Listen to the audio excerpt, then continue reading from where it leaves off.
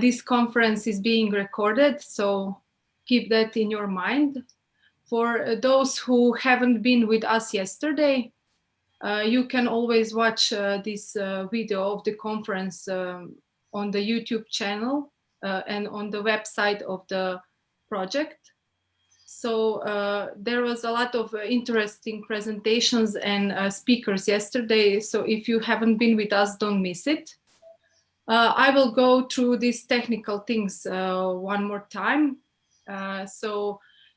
Keep in mind that probably there will be a lot of us, so we should all have our cameras turn off, and we should mute ourselves so we don't interrupt presenters, speakers. We really want to have a good internet connection. Yeah, that's at the beginning. So we suggest that you have open chat all the time, so you can ask questions to the speakers all the time. So it will be like a dynamic interaction that can. Yesterday, people were asking questions during the whole day, and presenters were answering. And at the end of the day, there was also a little discussion about that. So we will keep this in mind. So if you need a confirmation or to say a certificate of this conference, you can contact Anton, and he will give you what you need. Yeah. So I think that's it for now. I will just check if I forgot something. Yeah, I think it's it for now. So I think we are ready to present our first speaker today, Miss Karolina Horvatincic, who works. She works at the Institute for Development and International Relations. She's a project manager, trainer, expert in ICT application, education, e-learning. So I think she's also ready. After her presentation, she will moderate the part with the good practices. Karolina? Thank you. Yeah. I will put the presentation now in a presentation mode and share it with you.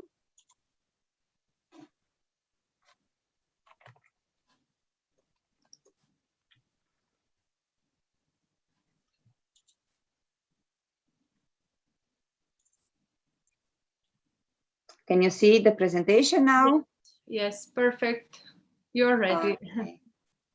Yes, I would like to thank to all the presenters yesterday. It was interesting, and it is really a pleasure after 3 years work together with a great team to see the results and to discuss the importance of the job we were doing. Because when we started, it was just an idea, and then it became more and more formed.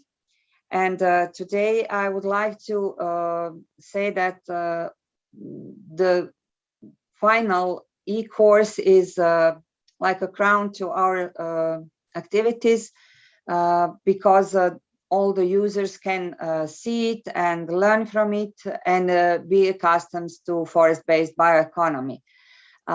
What we started with was not that visually attractive. We started with curriculum because it was important for us to know what do we want to achieve by this e-course. And what I would like to start with is that this curriculum was comprehensive. We did not have the whole year or big time for developing the curriculum. So we were concentrating to be as comprehensive as possible. But at the same time, not too long, not too many materials. So we started with learning outcomes. for us, it was a great experience because these authors come from multi-sectoral teams. As you know, we are, of course, forest experts, but also engineers and economic experts and scientists, also professors and trainers, and that helped us keep these activities interesting. So I would like to invite everyone in the audience to try to develop something together in this multi-sectoral teams and multinational teams, even more interesting. What was interesting for us to see how when we start to develop, we want to say as much as possible, and then when we need to translate it, then we see how much of that content is actually produced. So for us, it is important that we have this course on our local languages, Croatian, German, and Slovenian, because then it's easier to implement it and use it as a material for pupils in secondary schools, for students at faculties, and also with adults who who are not familiar with English. At the same time, for us, this English was the starting point, but in the end, people outside our countries can read and learn from what we have done. So this is a very important aspect. Curriculum was at the beginning in one form, but during the development of the course, our idea developed and the entrepreneur, craftsman, so okay, this will be one of the examples that we will show. So the main part of this curriculum are the learning outcomes. We wanted to see what is important for our learners to see, to be able to know and apply after finishing this course. Of course, I will not read all these learning outcomes, but as you can see from them, for us, it was important, again, that it is comprehensive, that we see this forest-based bioeconomy from different lenses, from different perspectives, and to see the applicability in as much area as it is really already existing, but not maybe recognized, and some also guidance for new areas to explore. First part of the learning outcomes here you can see is completely focused on the forest and forestry, while at the second part of our learning outcomes is in business area.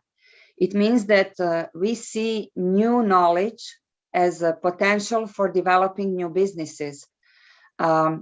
Since this bioeconomy breakouts and good ideas and innovation is something new, it will not immediately be implemented in traditional industries. Even if they are, it is important to boost small and medium enterprises as well.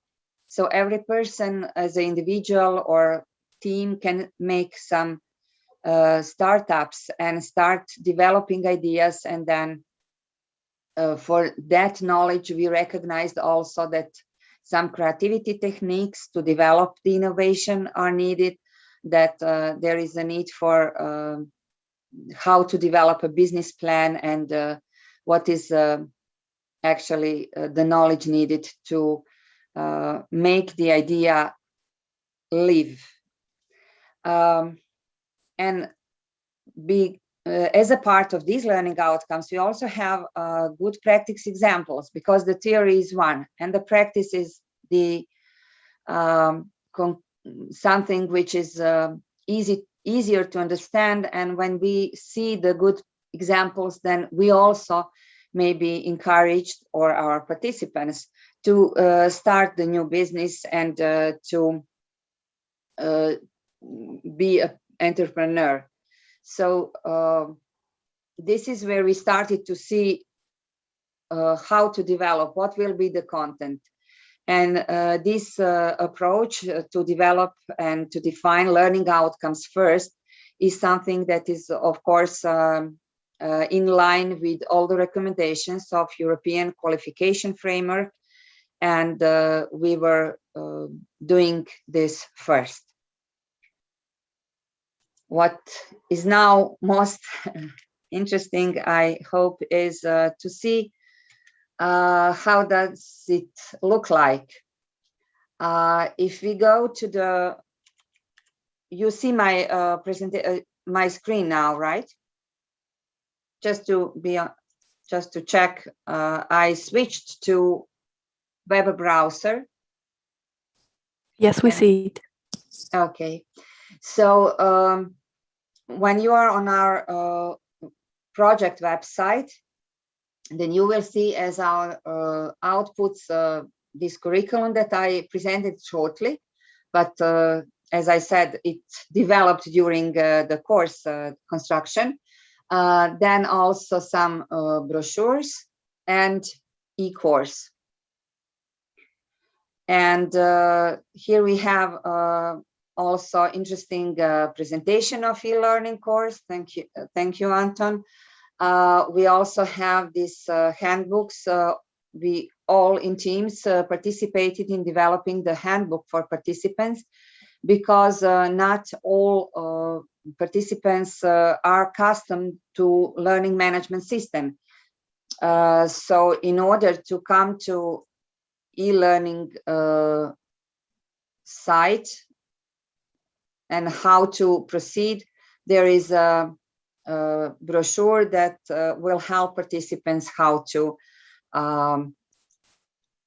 make a profile and then how to enter it. So when we go to forest-based bioeconomy, I will present it in English. This is what we will see. And we made it very user-friendly. We hope so. Because we made a introductory welcome note, some important noticed, as Zoran was explaining yesterday, the ability for disabled, but also for people who want to see it in written in order to understand it better. So this is the structure. This e-learning system functions that you have all the courses and all the subjects on the left menu. Well, we can start to see this introduction to forest-based bioeconomy. I have to admit that I would prefer, when I was in secondary school, to start with some video, and of course it makes not the whole our course will be just video and only multimedia, but to start with, I think, and to show the introduction in a way that it motivates to learn more, was here in video. So now I would like Tibor to share this first video, because the sound is better when we share it from a central host machine.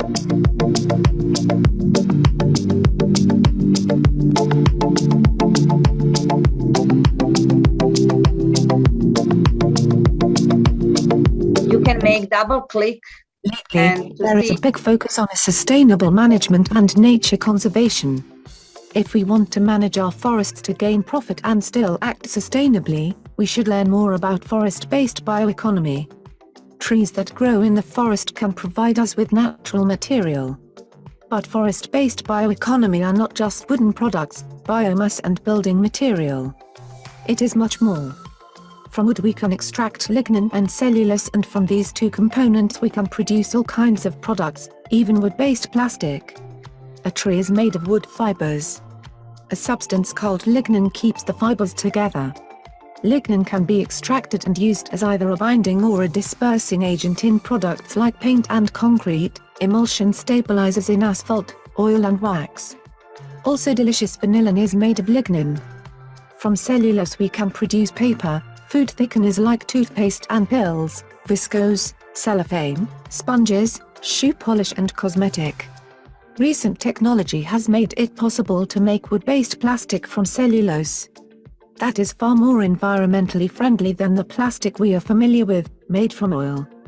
Scientists have already managed to make a car entirely from wood-based plastic. If these products are made completely out of wood and its derivatives, they are biodegradable, which means they will return to the soils and not end as a waste.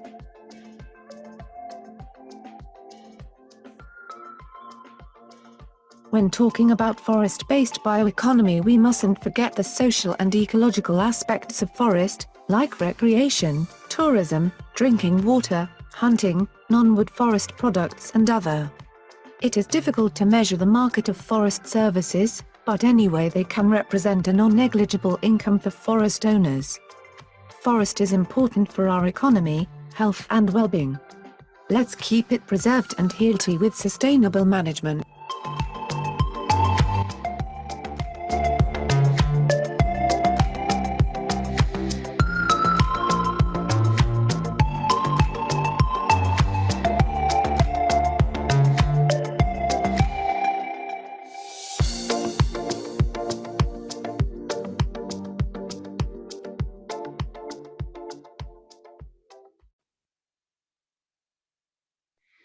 So thank you, Tibor, for letting us. I would like now just to stop sharing the screen and to make some interaction with our participants a little bit, because just to hear the first impressions and of those who already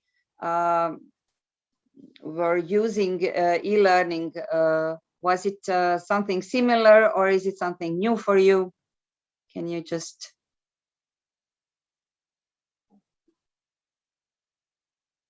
shortly share with us your impressions at first?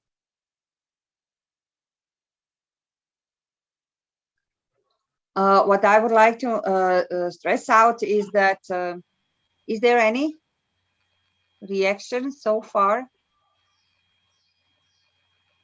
Okay, we will have a possibility to discuss it later. What we, if anyone wants to just put your microphone on and I will listen to you. So what I want to present more is that we wanted to make the interest also with the introductory quiz, because then people can just check in an interactive way what the course is all about. And you can see here the way how to answer some questions. And that is also one way of checking the idea of why should I learn in the first place. So when we finish the quiz, we can see our knowledge at the beginning of the course, and at the end we can see the progress, which is of course important, because this is something that we learn by ourselves without a professor, without anyone. So some kind of feedback is important. Therefore, as you will see also, there are interactive materials. For example, here we can see the possibility to move along the lesson, but even in the beginning you can have some questions and interact with the material. So products made from bamboo are parts of bioeconomy, true or false?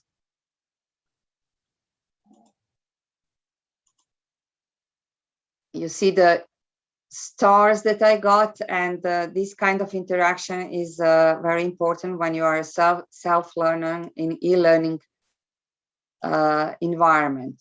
Of course, after these few questions, we will have also the theory part, and here are some movies that you will not hear now, but as you can see, it is, I can hear it, but you don't, is used by some references from European Union and other parts of the website where the resources are credentialed. So with good references. So we keep developing it visually interesting, and I do hope that learners will see how this is a collection of very interesting different perspectives on the green economy, on a circular economy, and there are some similarities and differences, and this way of presenting things is also something that we intentionally used to make a good material. So then in section 2, you will see that there are some material that is like, we call it book. This is the different way of navigating through material with this arrows. This is combination of text and pictures.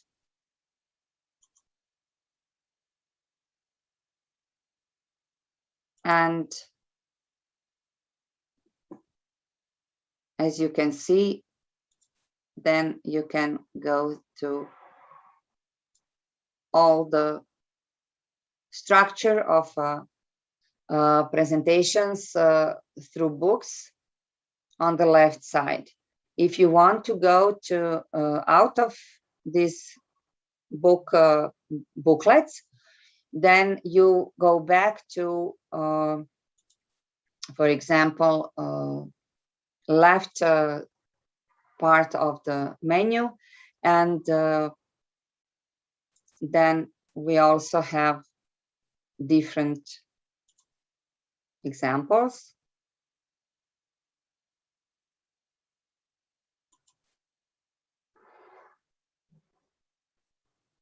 Here we again have this H5P module.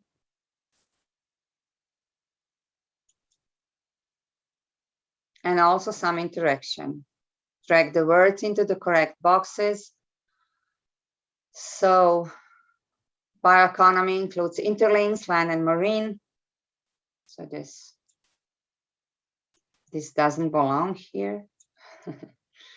So you can learn by being active during these lessons. And try as many as needed. So as you can see, different way of showing it. Presenting the subject can be done. We also can see some overview of the documents. So this is really from European Commission, the document about the sustainable bioeconomy for Europe.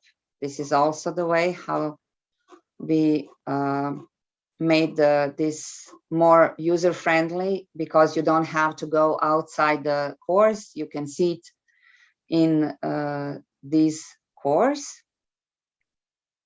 And then at the end of some sections, we also have quizzes.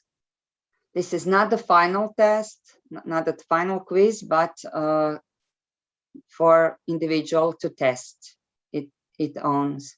its own knowledge and understanding.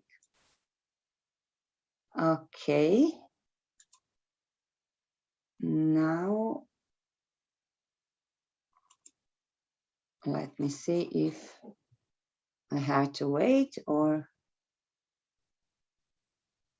Now I would like to share this entrepreneurship video with you also. So I will stop it and you can, Tibor, you can share it.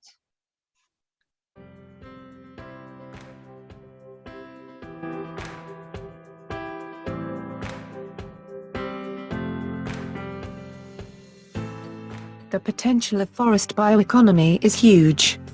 But only with an entrepreneurial venture, that potential can be transformed into new business models and change the way we produce and use the opportunities of the forest bioeconomy.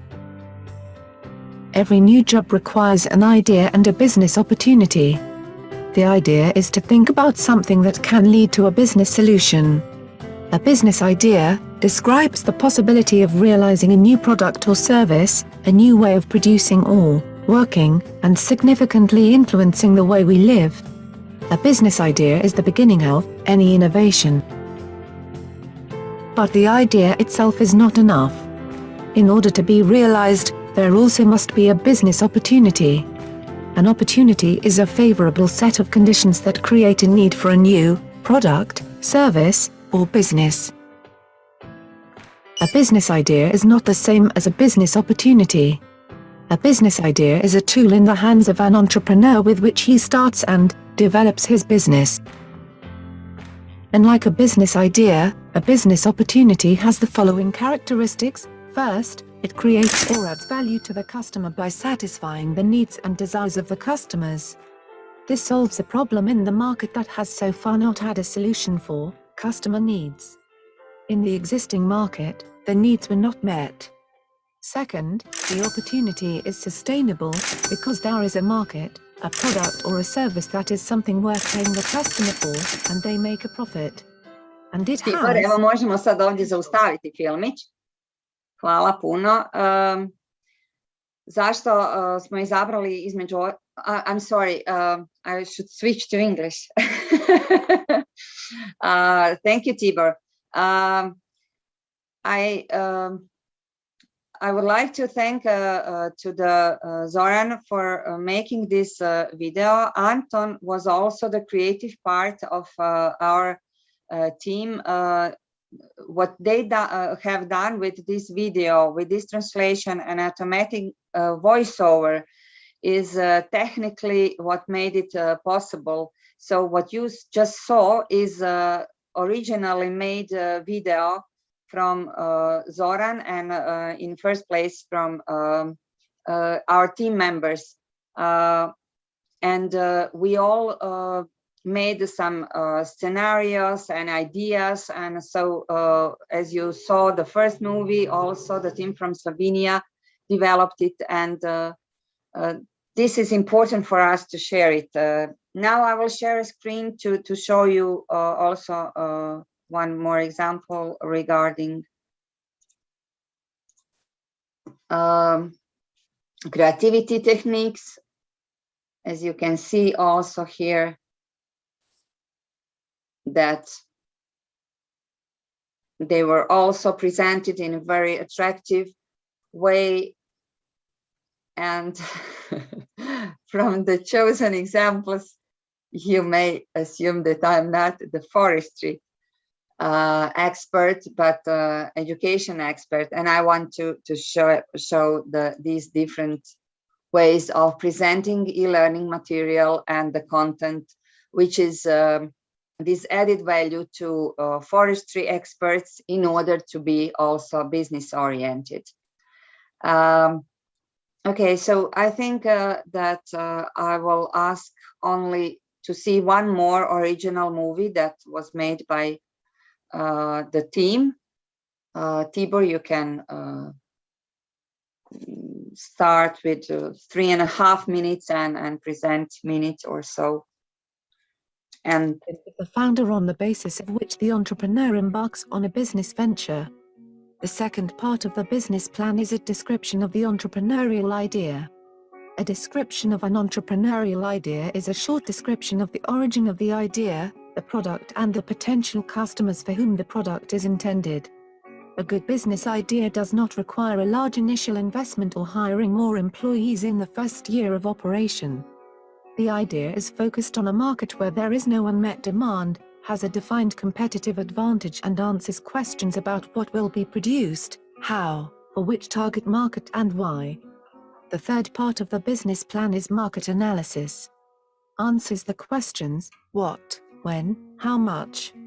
This chapter explains the size of the market, the customer need that the product or service meets, the competitive advantage of the product or service, and other relevant information about the market in which it will operate. In accordance with the needs of the market, a projection of the amount of sales that can be realized should be made. The fourth part of the business plan is the technical and technological description of the project. The key question is how. This chapter describes the technical potentials and capabilities of entrepreneurs, meeting the prescribed standards, method of distribution, services and customer care. The fifth part of the business plan is location analyses. The question. Okay, now we will stop sharing that. As a part of the course, I mentioned these good practice examples. So at the moment, you will see that in a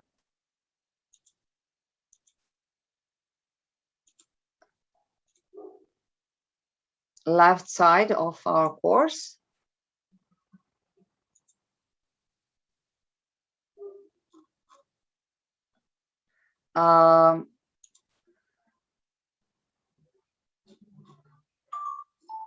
It stopped by, so section 6 is best practice examples. My computer doesn't want to show it, but anyway, what we meant to show you is the presentations that,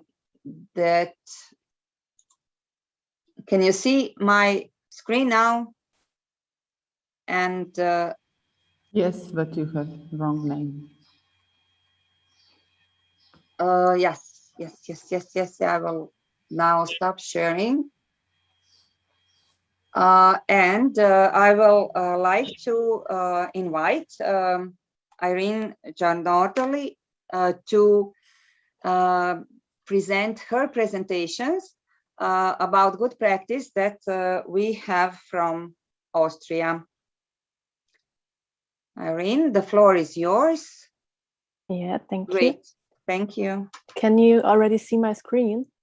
Yes, very good. Yeah, perfect. So welcome to everybody. My name is Irene Giannordelli and I work for the Austrian, but I cannot click. Austrian Research Center for Forests. Today, I want to present you one of the best practice examples. But before I present you the specific one, I want to give you a quick overview over the best practice examples from Austria.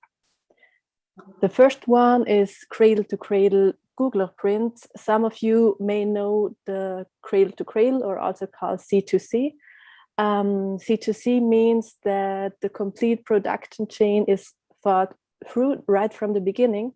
So a product should be manufactured in such a way that their end is already considered at the beginning. And all the materials that are used can be reused or composted without harmful residues. And the consequence is that this saves resources and waste is prevented. And Googler Print, that's a print company in Austria, and C2C is for them a guiding principle. The next one is the Becherei, therefore is no English word, but this is an old handcraft of resin extraction in the southern Lower Austria.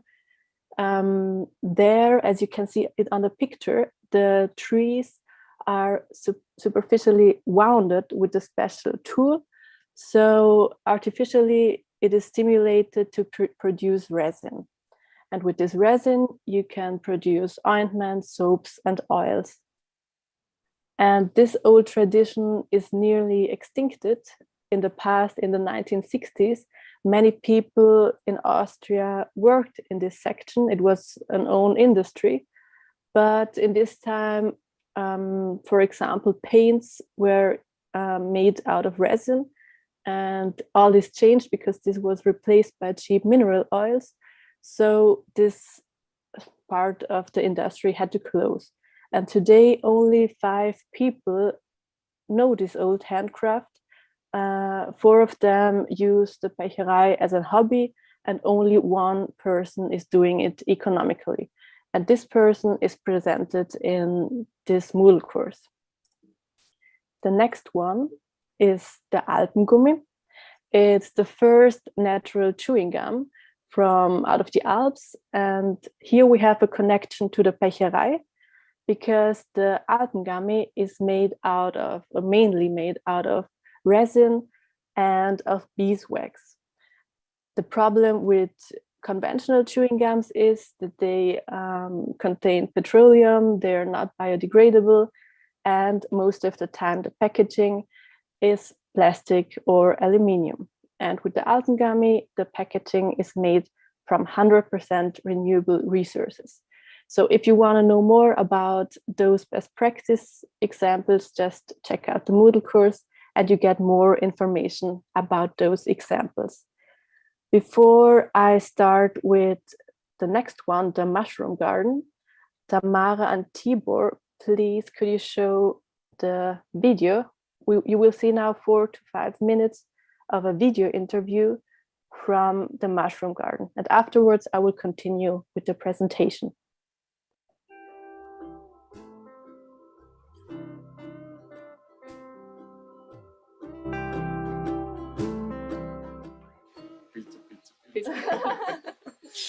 Wir haben seit jetzt schon fast 6 Jahren haben wir den Waldhütter Pilzgarten. Irene, please can you stop share the screen? We don't see the movie. Und zwar hat mein Vater das schon über 30 Jahre eigentlich als Hobby gemacht.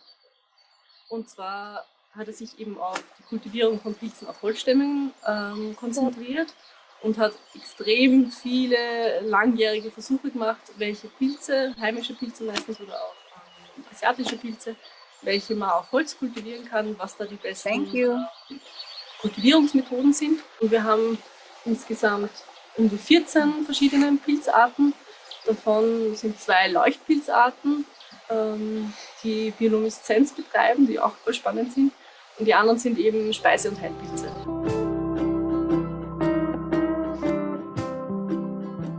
Nein, haben wir nicht gehabt. Also wir sind wirklich drauf reingestürzt. Die Magdalena hat gesagt, sie möchte Schwammerl machen. Und ich habe mir gedacht, ja cool, das mache ich auch. Schwammerl ist super.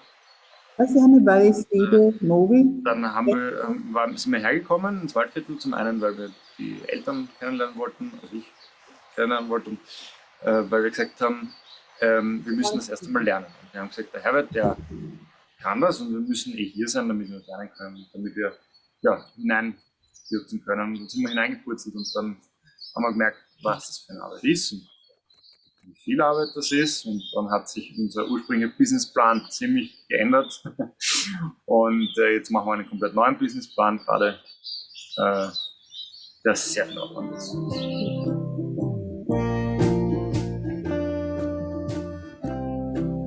Die Stammkundschaft war schon da von Herbert. Und dann haben wir Glück gehabt, das Buch war gut vermarktet, das erste. Dadurch war eine starke mediale Abdeckung und zeitgleich haben wir das Glück gehabt, dass einfach Pilze oder eigentlich der Weg vom Fleisch weg ein großes Thema ist momentan.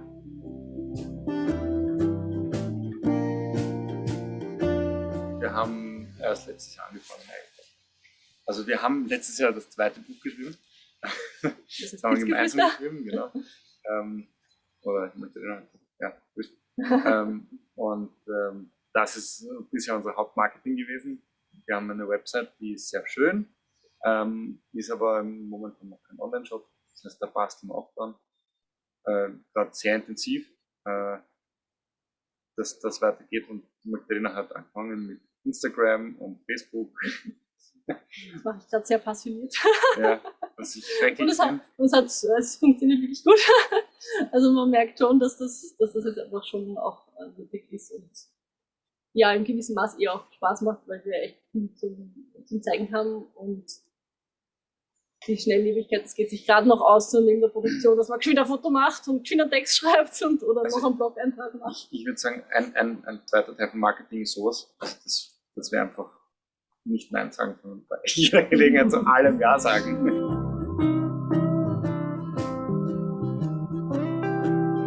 Ja, ich würde sagen, mein Lieblingsprodukt ist das Handfußrübling in jeder Form.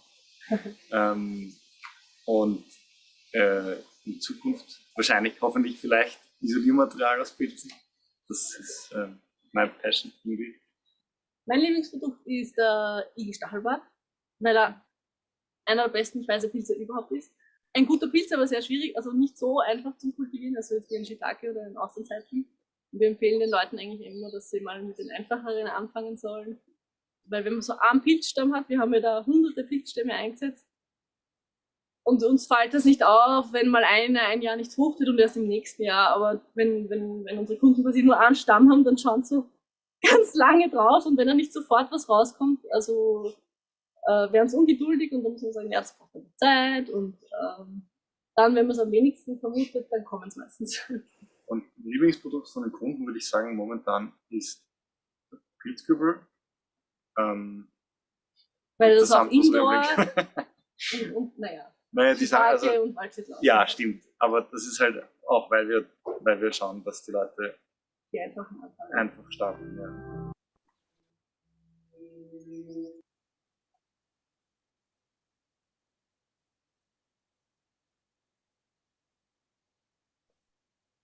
Okay, thank you, Tamara and Tibor. Now I want to summarize the products from the Wood Quarter Mushroom Garden. You can buy, for example, those edible mushrooms on logs.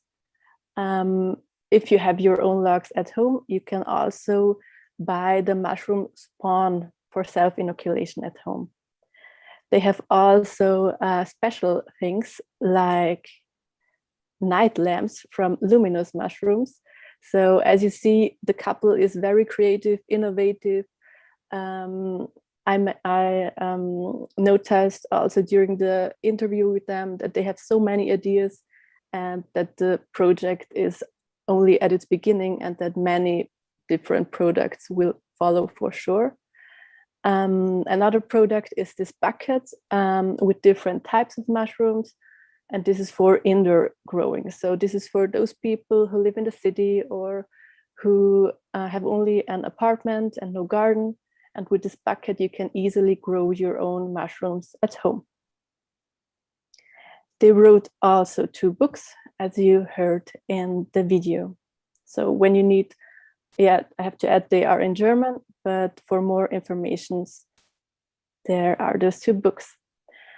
In the video was also mentioned Herbert, the father of Magdalena, and his hobby, the mushrooms were his hobby for over 30 years. Actually, he's a chemist.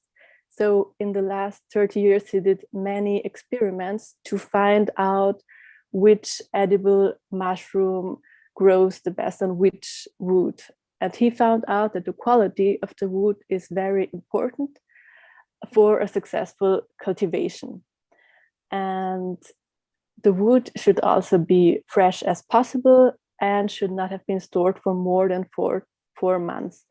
So the best thing would be if you have wood which is from the last winter or now from the spring. And he also found out that hardwood are more ideal than softwoods. Actually, both woods work, but hardwoods are better. When you have such a log in your garden, you can harvest them up to 5 years. And after those 5 years, the mushroom has decomposed the tree trunk, and the rest you can use to fertilize your garden. one thing you have to take care of is when you harvest the tree, you should take care of the bark, because the bark should not be damaged, since the bark protects the mushroom inside the tree from drying out, and also it inhibits other mushrooms, non-edible mushrooms, to enter into the tree. So some of you for sure noticed that this bucket is made out of plastic, and we all know that plastic is unsustainable. It's made out of petroleum. It's non-biodegradable, so it's for sure unsustainable. And this plastic bucket was a huge discussion in this project between Magdalena and Moritz, and also customers noticed that it's out of plastic and they wanted to have another solution. The problem is, or unfortunately, plastic has many advantages. Not for nothing, so many products today are out of plastic, since it wouldn't have so many advantages. And here we have also some. For example, the bucket can be used again and again. You can reorder the mushroom substrate and restart the cultivation. It's easy to clean and inexpensive to transport. And with the transport, you have also the lower weight, which means you have lower CO2 emissions during transport. But I have to say that the couple is still looking for a better solution. One solution would be that you have the possibility to buy the mushroom substrate without the bucket and cultivate the mushrooms in a bucket or pot you have already at home. Maybe have a bucket out of clay or of glass, and you can use this. So at the end, what are the challenges for the couple for this project?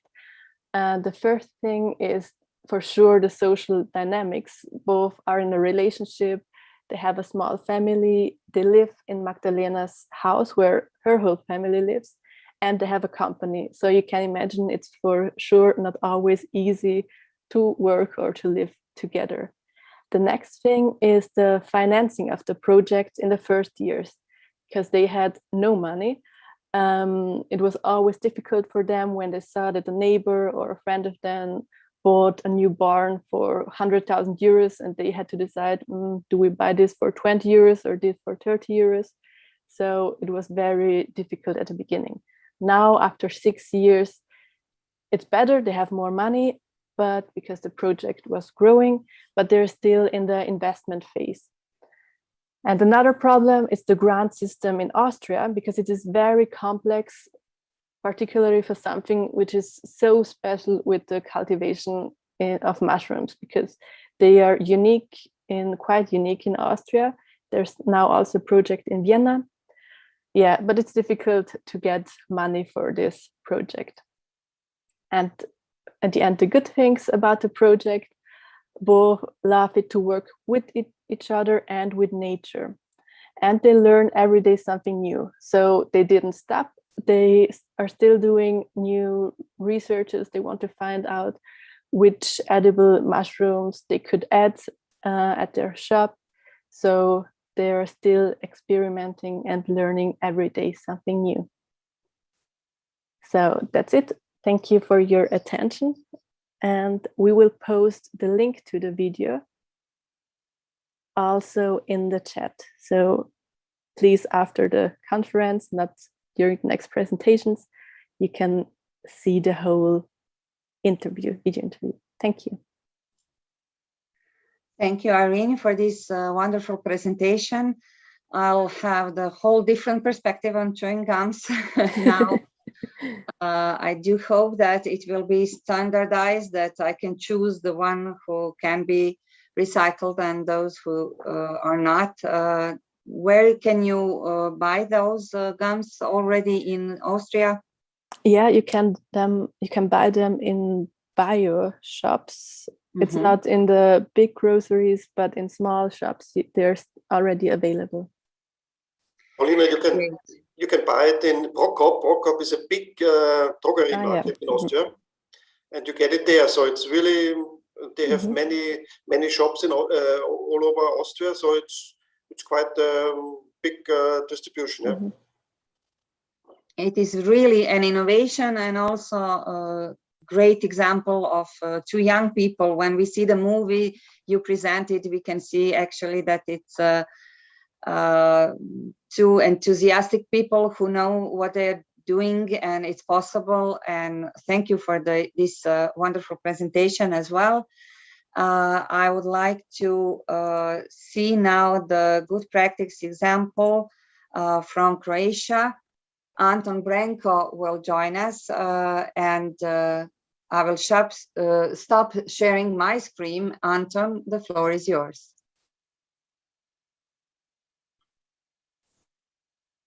Thank you, Carolina, for introduction.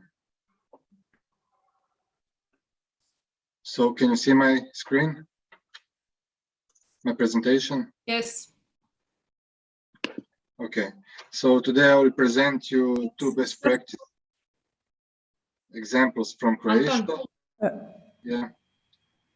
Should I switch the screen? It's not full screen. Two screens. Yeah. Okay. Okay, perfect. Perfect. So I will present you two best practice examples from Croatia in the field of forest-based bioeconomy. And the first one is the House of Magical Rice of the family-run farm Jakopovic. They are the pioneers of organic cosmetic production in Croatia. At first, they started with the idea of only growing, drying, and selling the raw material, but they soon realized that the market prices of raw material are not high enough to achieve an economic bonus. So they started with the production of final products. Their first product was the lemon balm tea, and today they are producing a large variety of products used for cosmetics and personal hygiene.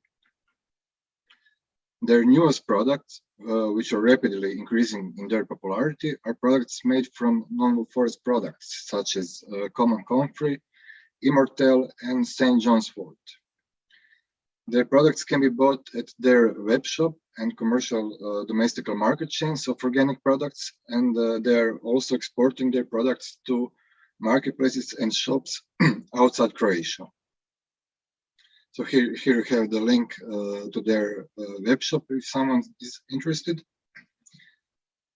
And the second example of best practice is a company from Croatia that is replacing fossil fuels with bio-based feedstock.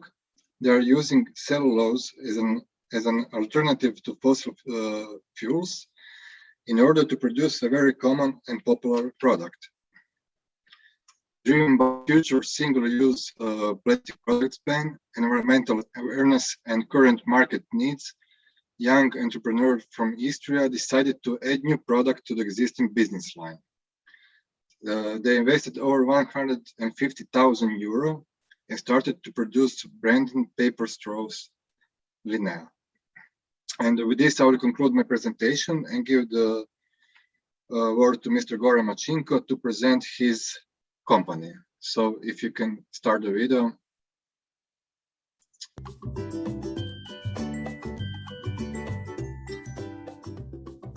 Anton, please stop sharing. Yeah, thank you. Ja sam Goran, imam 32 godine, završio sam ekonomiju, smjer trgovine u Zagrebu. Oduvijek sam se mislio i volio baviti trgovinom. Roditelji su se bavili papirnatom proizvodnjom i tu smo u principu naučili sve o tom papirnom poslu. I jednostavno smo 2015. godine sam otvorio svoju firmu na nagovor partnera iz Slovenije koji je radio 2007. godine. On nam je u tom svemu, papirnoj branši, svemu velika pomoć i u principu podrška koju nam je pružio. Onda smo jednostavno razmišljali na način kako ćemo mi poboljšati sve ovo, da ne bude čista trgovina, nego da nešto počnemo proizvoditi. Onda smo se dvoumili između 2-3 proizvoda i shvatili sa svim ovim europskim regulativama i normama da se mora otići u smjeru eko proizvoda i tu smo se bazirali na slamke. Slamke smo se u principu odlučili raditi čisto zato jer u tome imamo već nekakvog iskustva i znanja i to nam je bilo donekle jednostavno kao proizvodni proces. Bili smo u Kini Znači, istraživanje tržišta smo krenuli raditi na način da smo uopće počeli istraživati mašine, koje sve mašine postoje, kako postoji, šta postoji, i tu smo krenuli gledati. To smo radili nekakvih 6 mjeseci do godinu dana, onda smo se s tim igrali. Nakon toga smo se krenuli orijentirati na tržište, da vidimo u sve te specifikacije i mogućnosti mašina što se u stvarnosti da prodati na hrvatskom tržištu.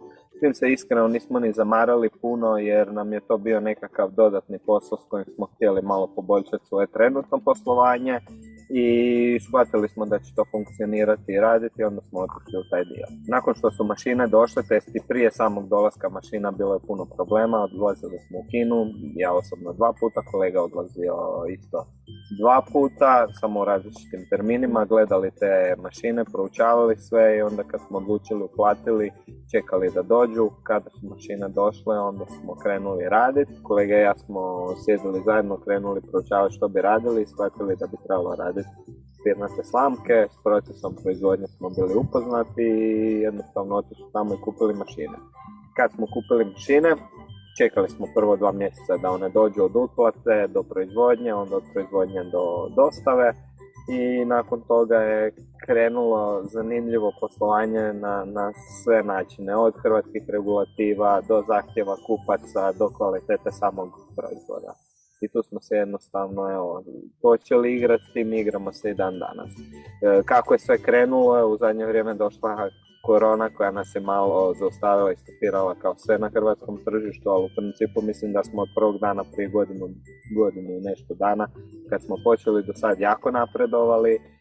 Sama tehnologija i proces svih proizvoda, svih sirovina, svih boja, to je sve bilo, od kad smo mi krenuli, to je sve bilo u počecima, bile su 4 osnovne boje, sad je već dostupno 17-18 pantona boja, tako da u principu iz dana u dan se to sve razvija, raste.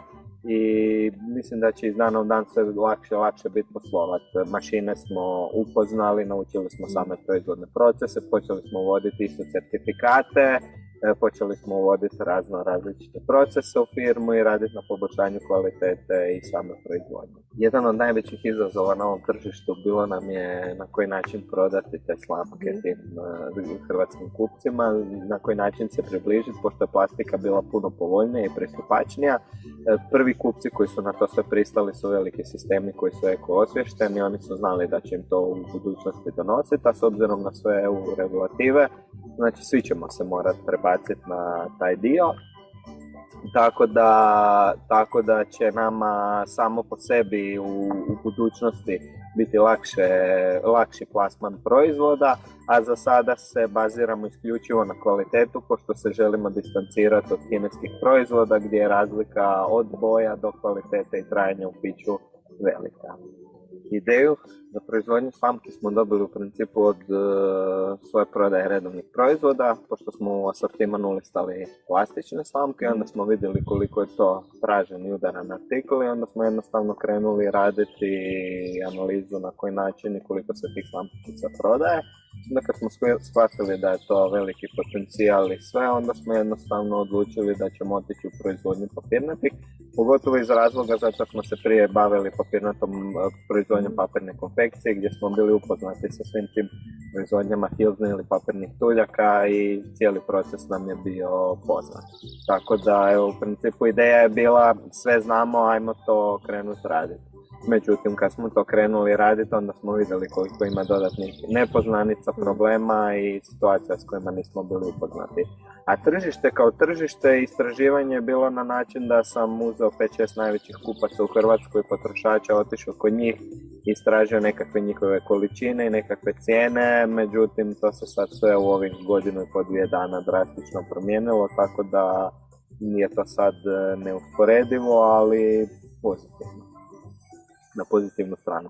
A papirnate slamke kao papirnate slamke, jednostavno cijeli život se bavimo proizvodnjom papira i to su sve razgradivi proizvodi koji se vraćaju, koji se mogu reciklirati, isto kao i slamka. Na meni je ideja bila da u Hrvatskoj krenemo svakom kupcu koji od nas kupi slamku, da mu dajemo i kutiju, u principu da oni sve te vlažne slamke mogu odložiti i spremiti Međutim, kad smo stupili u kontaktu sa svim ovim hrvatskim sakupljačima starog otpada i papira, nikom nije bilo zanimljivo isključivo zbog količina.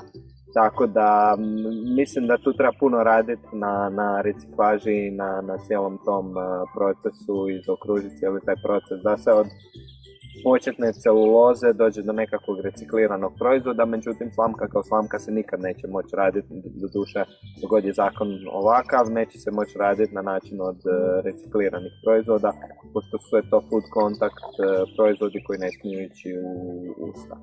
Sve sirovine koje koristimo su od 100% celuloze, trenutno ih koristimo iz Italije i Francuske, pošto uvoze iz Kine nismo htjeli, jesu nešto jeftiniji, ali nismo ih htjeli zbog certifikata i zbog regulativa, a u principu svi francuski proizvodi su kao italijanski iz dana u dan bolje. Oni svi rade na poboljšavanju, oni svi rade na kvaliteti tih proizvoda.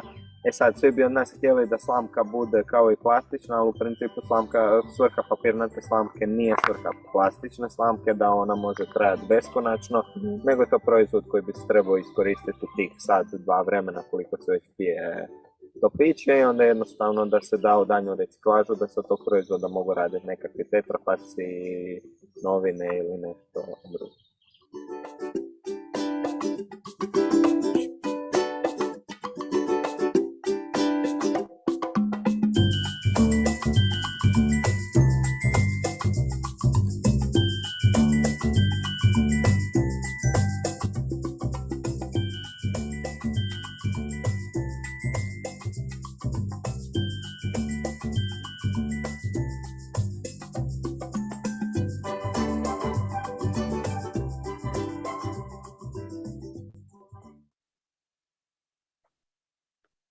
Thank you. Anton, would you like to comment on the findings? No. Do you have some questions? We don't have any questions. We don't have any questions. I would like to say that it is important for us to see also some benefits and some setbacks that entrepreneurs have. So it was good to see also their comments on what is the difference when you start small, and some legal issues you are dealing with. And this is good to know in advance, not to be disappointed. It's a part of every adventure that you have some obstacles, and I think it's a great presentation you shared with us. Now I would like to ask our third presenter to share with us the good practice and best practice examples from Slovenia. Andrea Gregoric, the floor is yours. Welcome, my name is Andrea Gregoric. I work for Slovenia Forest Service. Just give me a second and I'm going to share my screen with you.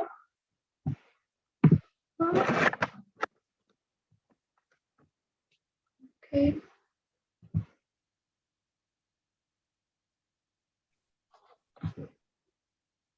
Do you see it? Yes, perfectly. Thank you. Okay. I'm going to present you best practice examples in Slovenia.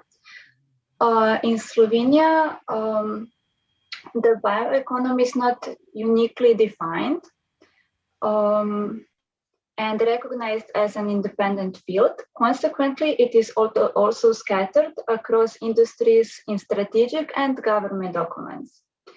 At the policy level, bioeconomy is defined by the roadmap towards a circular economy in Slovenia.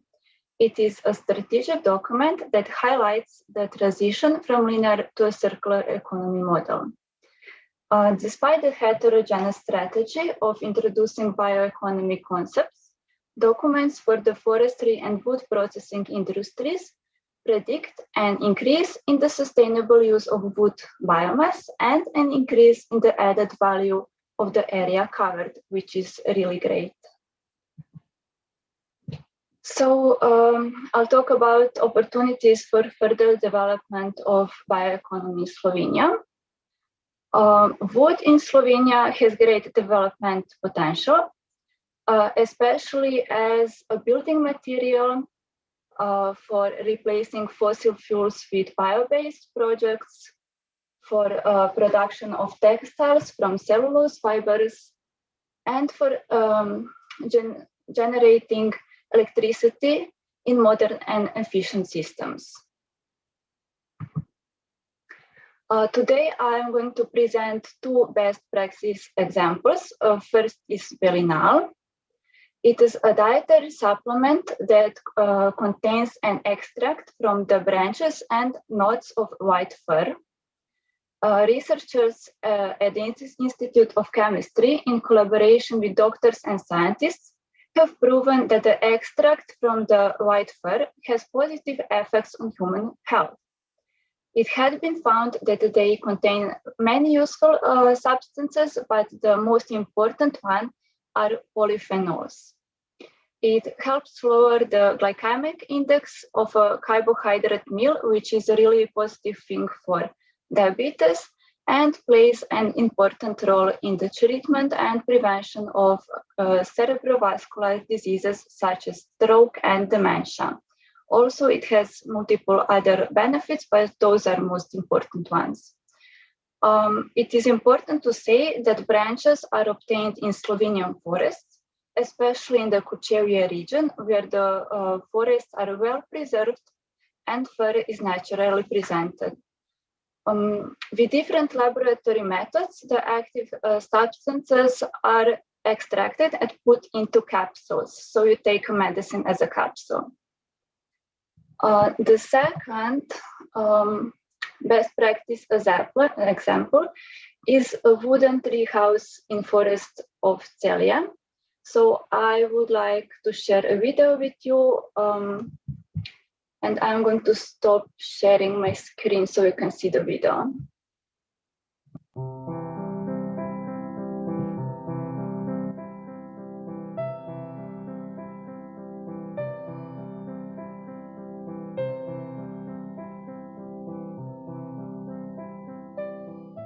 A wooden tree house in urban forest of Celje. Celje Urban Forest is a forest property on the edge of the city of Celje. In the past, during the time of the Count Hermann II, these forests was intended for hunting and as a basic source for heating. Over time, the use of forests changed. In addition to hunting and gathering firewood, forests also provided other benefits for society. Through the production of firewood, the city obtained certain raw materials by extracting coal and lime. Today, this place is much more than a forest. It has become a multi-purpose area with many different roles. From forest management and wood production to nature conservation and socio-cultural activities like recreation, health and education.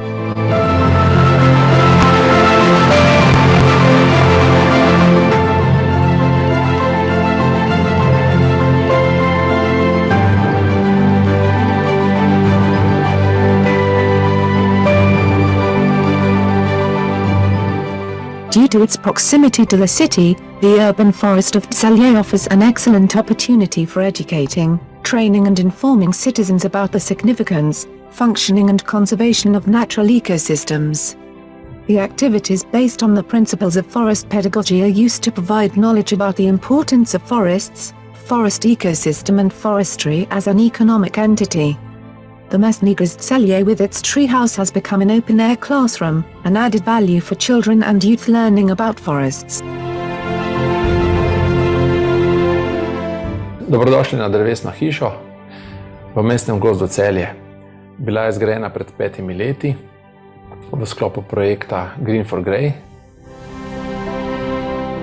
In 2015 the Slovenia Forest Service, local unit of Celje and municipality of Celje, along with other project partners from Croatia, carried out the project Green for Grey Forest for Cities. The project has enabled the urban forest Mesnigras Celje to build the treehouse and children's forest playground to become the center of the nature urban forest experience. Takrat se pravzaprav nismo zavedali, kako močan vpliv bo imela ta drevesna hiša na mestni gozd Celje. Izjemna je.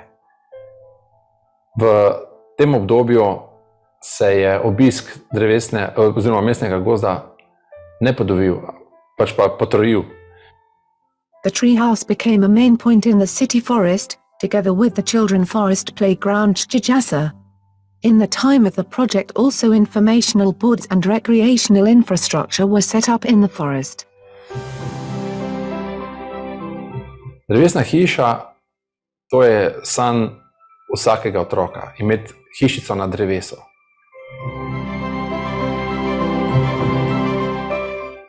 Naša drevesna hiša v mestnem gozdu Celje ima 4 glavne namene. Ta glavni namen je izobraževanje. Je kot učilnica na prostem. Drugi namen je kot razstavni prostor, se pravi prostor za kulturne prireditve. Tretji namen je lahko samo kot postanek pohodnika ali pa obiskovalca mestnega gozda, da se počije, se pravi, je lahko kot nek prostor za počitek, oddih. Četrti namen pa je lahko tudi ta, da je drevesna hiša namenjena pravzaprav tudi poslovnim sestankom ali pa sestankom različnih skupin, okroglih miz in tako naprej.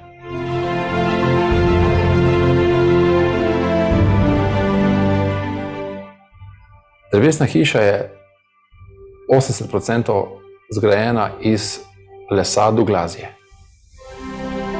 Ta les je pridobljen iz bližnjega gozda, pravzaprav iz gozdov mestne občine Celje, tukaj v zaledju Celja iz Pečovnika pod Celjsko kočo.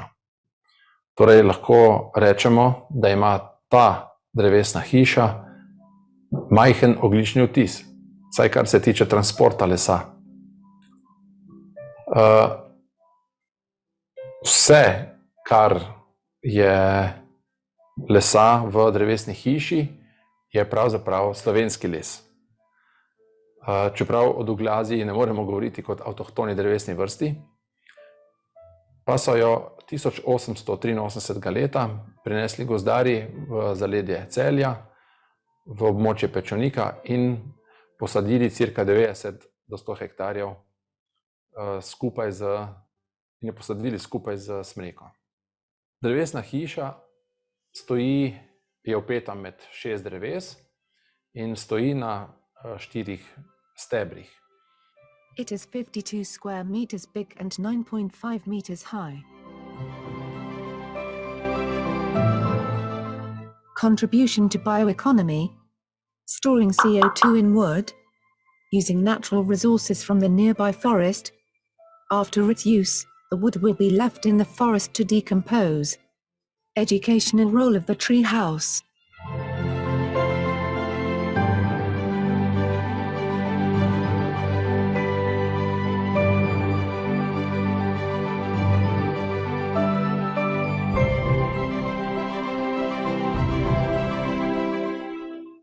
Izbrali smo jo zaradi tega, ker je I think that this part we can leave to participants to learn by themselves, if you agree. Thank you. They can see this video on YouTube and on VET4BioEconomy e-course. Thank you, Andrea, so much. I think that we all became children and moved to forest at the moment, but now I do hope that with your presentations, Irene, Anton, and Andrea, these good practice examples and the theory and the way how the course was presented, I hope that it will motivate you and invite others also to see the course, to learn in a new, innovative way, different from we are used to learn in schools. And with these wishes, I would like to end my presentation. Thank you very much all for participating, and back to you, Tamara. Thank you, Carolina. This was really interesting part. I hope that we will still have some more time at the end to discuss some things, or if people will have more questions, because I saw in chat you already have some discussion. It was nice to read it. Yeah. Yeah. So once again, I would like to say before I announce our next presenter that if you need a certificate, a confirmation that you were here today, you can contact Anton Brenko. I put his contact in chat, so feel free to contact him. Yeah. Okay, so our next presenter is Ms. Daria Stare. She is a researcher at Department for Forest Technique and Economics at Slovenian Forest Institute. She is also from one of the project partners organizations. I hope you are here with us. Yes, I'm here. You are. Are you ready? Yes. Yeah, okay. So since we are a little bit delayed with the program, we will start immediately. Yeah. Okay. Share the screen.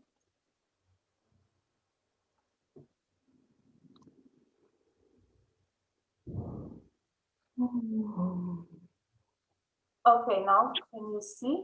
Yeah, you can start. Yeah, it's good. Okay. So hello everyone. My name is Daria Stare. I come from Slovenian Forestry Institute, and today I will tell you something about the pilot implementation of e-learning, which took place within this project that we are presenting to you. So first about our participants who participated at the e-course. This e-course training took place almost simultaneously in 3 countries. And this is in Croatia, Slovenia, and Austria. And as we developed the e-course in 4 languages, it was in Croatian, Slovenian, Austrian language, and also German language, and also in English. So participants were able to attend this training in their national languages. So about the participants, we had 37 participants in Croatia, 12 in Slovenia, and 10 in Austria. And from the evaluation questionnaire, which was filled in by the participants at the end of the training, we obtained information about who these participants were and also what their previous experiences were. So about participants in Croatia, there were 57 female participants and 43 men. Their age was from 16 to 55. Their average age was 29, so they were quite young. 90% of them were forestry experts and others from other fields. About their experiences with e-learning, for 38% of participants, this was their first experience with e-learning. And about their prior knowledge of the topic, 24% of participants had non-prior knowledge, 59% had some, and 16% of the participants had good prior knowledge of the topic. Then about participants in Slovenia, 33% of participants were female and 67 were male. Their age was from 26 to 75 years old. Their average age was 37. Around 50% of participants were forestry experts. And for 67% of the participants, this was their first experience with e-learning. And 33% of participants had non-prior knowledge of the topic, and 67 participants had some prior knowledge of the topic. And then in Austria, there were 90% of all participants were female and 10% were male. Their age was from 24 to 32. Their average age was 26. In Austria, they had the youngest group of participants. Only 10% of the participants were forestry experts, and all of the participants already had some experiences with e-learning. Maybe this is also because they were a quite younger group of participants. And 20% of the participants had some prior knowledge of the topic, and 10% had good knowledge of the topic. Okay, let's continue. Then something about participants' response in the evaluation questionnaire. More than 80% of the participants said that the learning objectives of e-learning were clear. Also, more than 80% said that the time spent completing the e-learning was appropriate for this content. They were also satisfied with the user guide that was helpful. And they said that the content of e-learning was comprehensive, useful for study or their work.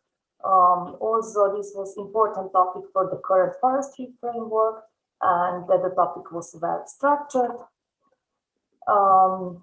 They also agreed that the content of e-learning was clear, well presented, and interactive enough. And about the most important for the quality of online education, on the first place were pictures, then quizzes and videos, and also very important is combination of different forms of learning materials. And then a bit less important are also text and graphs and other things. Okay, now about the pros and cons of e-learning left out by participants. As you can see on this picture, that there were more pros, which we are very happy for. So about pros, they have their own choice of time and place. They can save a lot of time and also money. And because of this time, they have actually more time to think and to study. That this is a different learning compared to traditional learning, and this was a plus for them. They can schedule individually their pace of work, and also they have time for individual questioning. But of course, there are also cons of the e-learning. Very important one is there is a lack of social contacts. Then also the use of modern technologies and online tools can sometimes be a cons, and of course you need a lot of self-discipline if you want to finish e-course. Okay, with this I am really happy. We also asked our participants if they would like to repeat the experience of online education. And all of the participants from Slovenia said yes, they would like to repeat, and 89% participants from Croatia said also that they would like to repeat. But unfortunately, we don't have this result from Austrian participants. Okay, some more responses from participants of our e-learning. They said that this e-learning were very, very cool and totally exciting content. They find this course very good because of graphics and the variety of methods that does not let boredom arise. It was very exciting content, important topic.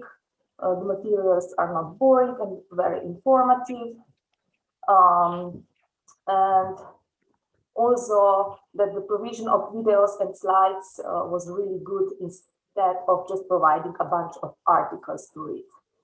And one also very interesting response was that in the interactive presentations, the questions are often very clear to answer, could be made more exciting. So maybe next time we should do more exciting questions, not so easy. Okay, about the example of e-learning from Slovenia. So Slovenian partners, Slovenian Forestry Institute and Slovenian Forest Service. First, we prepared a list of potential participants and invited them to participate at e-learning. Then when we gathered interested participants, we sent them introductory mail and invited them to join introductory meeting. Then we had Zoom introductory meeting at the opening of the piloting. At the meeting, we presented the content of the e-course, explained how everything is working and how to use Moodle. You can see here one picture from our Zoom meeting.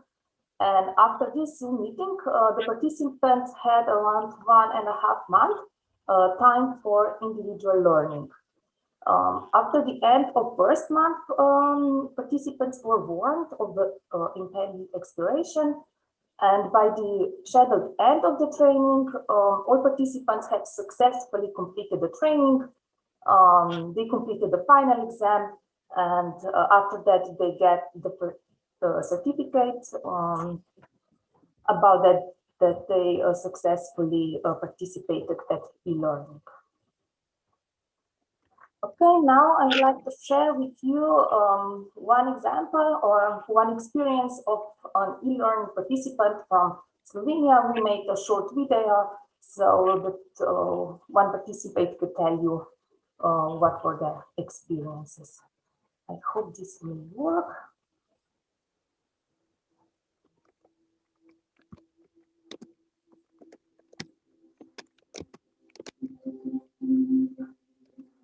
Sem Mateja Kišek, magistrica inženirka gozdarstva in poučujem strokovne gozdarske predmete na Srednji lesarski in gozdarski šoli v Mariboru v programih gozdar in gozdarski tehnik.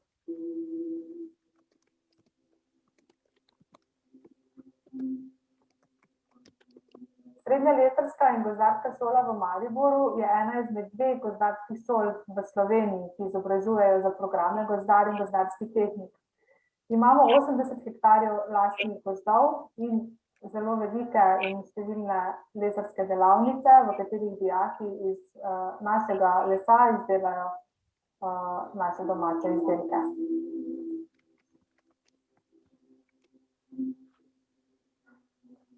Področje bioekonomije mi je bilo pravzaprav neznano, zaradi tega mi je bilo zanimivo pridobiti neke nove informacije in nova znanja iz tega področja, ki je sigurno aktualno in pa bo vse bolj zanimivo tudi v prihodnjih letih.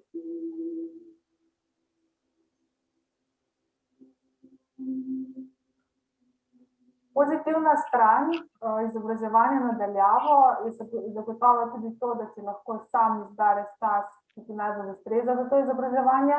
Meni najbolj ustreza za izobraževanje po podnevih in večerih, takrat, ko so bile vse druge obveznosti že narejene.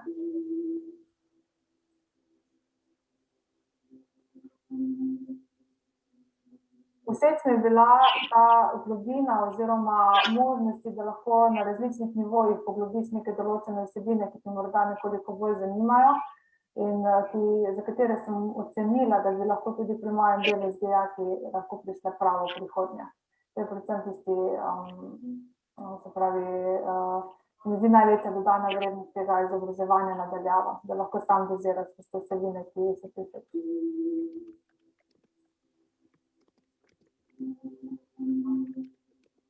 Ena izmed bistvenih pomanjkljivosti izobraževanja na daljavo je pomanjkanje stika oziroma komunikacije med različnimi udeleženci in to je tisto bistveno, kar se mi zdi, da bi lahko tudi v okviru tega izobraževanja morda izboljšali, morda s kakšnim srečanjem po zaključenem izobraževanju in skratka druženju med udeleženci, ker smo že tam bili zagotovo sami takšni, ki nas takšna tema zanima. In bi lahko tudi si drugače izmenjali mnenja.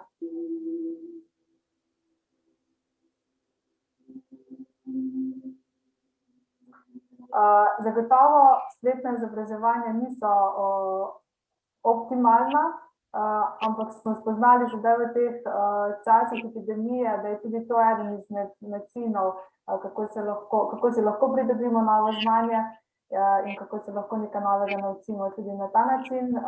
Sem pa mnenja, da izobraževanje v živo in druženje in prenos znanja med predavatelji in slušatelji v živo ne more nadomestiti računalnik in pa razni spletni programi.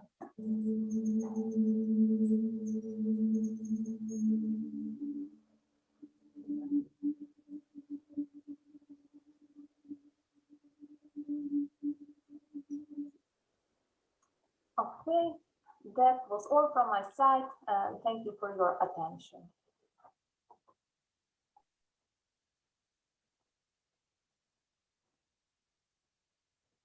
Okay, if anyone will have questions for Darja, you can write your questions in chat. I will just check how we are late with our program. Okay, so I hope it's good for all of you that we, if we are late, that we come back at 11:35. So we have 7 minutes to take a little break. And then we will have an interactive part of this conference. So I hope that 7 minutes are enough. And when we come back, we will take a photo and then do some more actions. 7 minutes.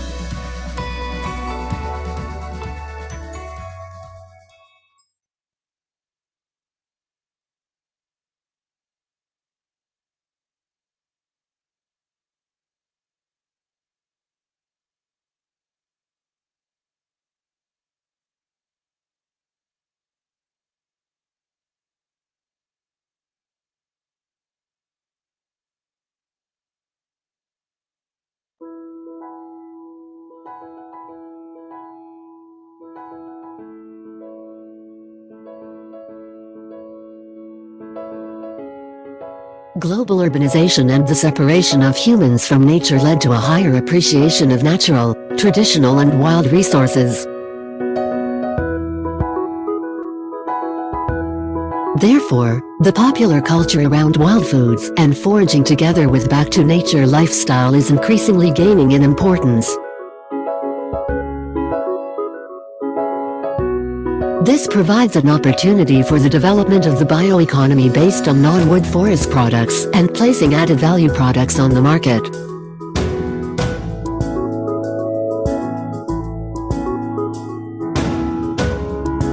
This is particularly relevant for rural areas and rural development. A broad range of possible wild species and products provide income opportunities for a wide range of people with different interests and skills. From collectors of edible mushrooms who sell their harvest on a local market to modern rural tourism which combines the collection of non-wood forest products with recreation or leisure. Such modern rural tourism is divided into 4 rough groups of business opportunities. Foraging courses of identification, picking and preparation of wild food. Bushcraft as survival training and experience. Gastronomy and regional tourism such as truffle hunting and fine dining as a holiday. Traditional skills and hobbies courses.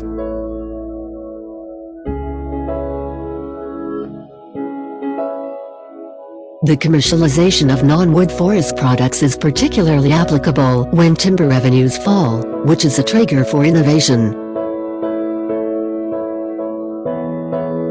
With sufficient innovation and business planning, it is possible to develop income possibilities.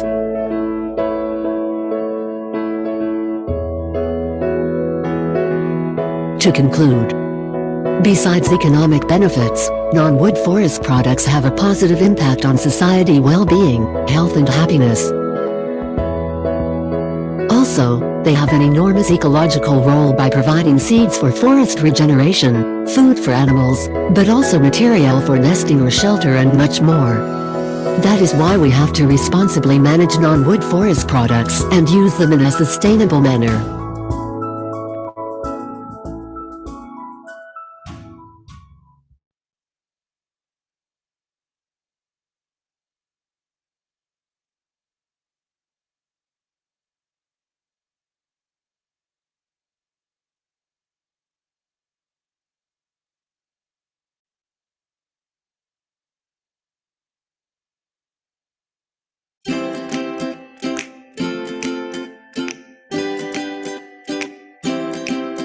Until recently, non-wood forest products were primarily considered as a source of food to the local population.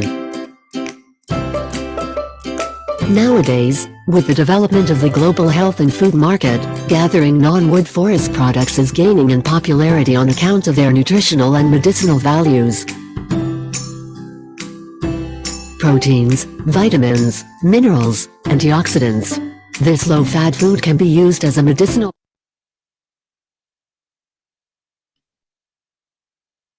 Okay, I think we are ready to come back.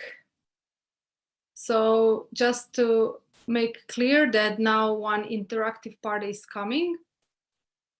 Before that, I would like to ask all of you to turn on your cameras just to check you're here. We will make this official part for the project. Thank you. Thank you. Just put smiles, the same as yesterday.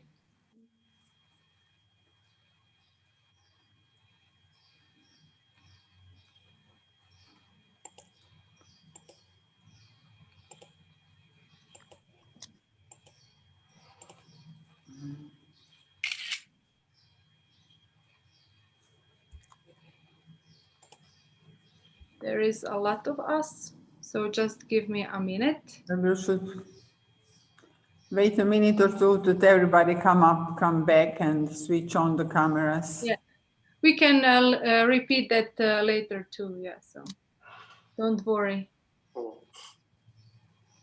Hey, Tamara, do we get more money if we smile? Yes.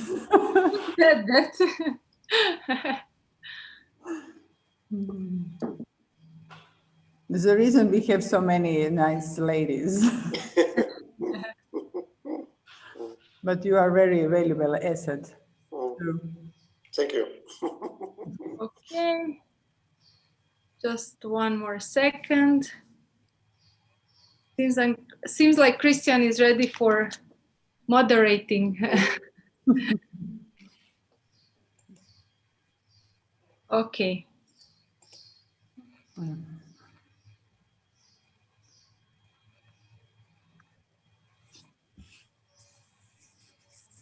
Okay, I'm done. So you can turn off your cameras.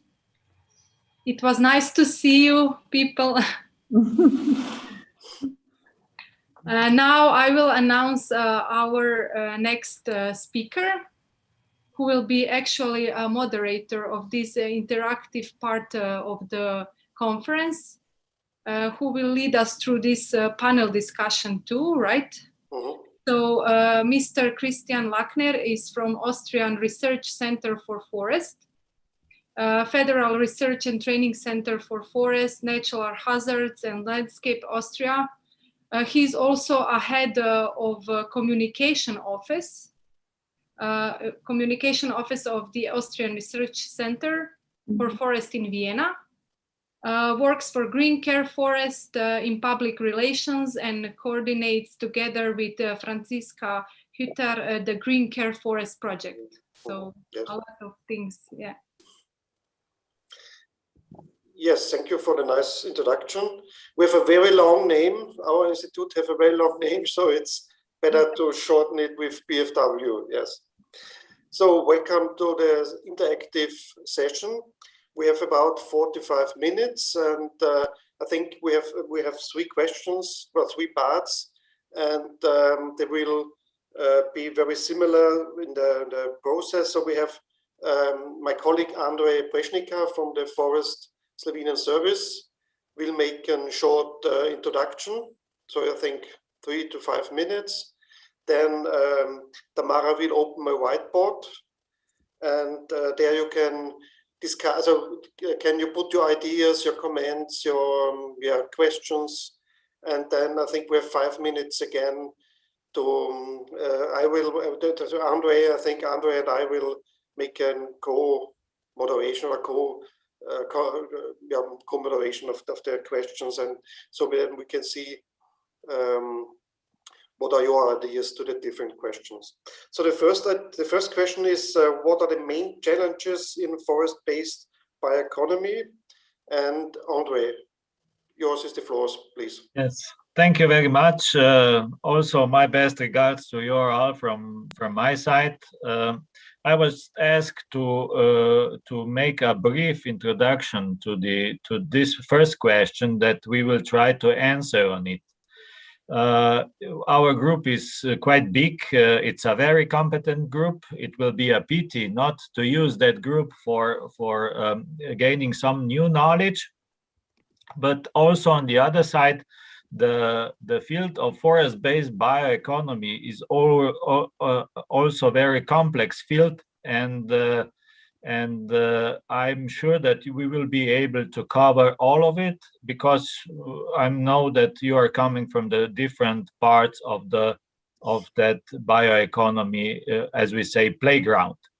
For the beginning, I just want to go a little bit back into our e-course and to point out what is the definition of forest-based bioeconomy, and what is that, and in order to see that we are all talking about the same area.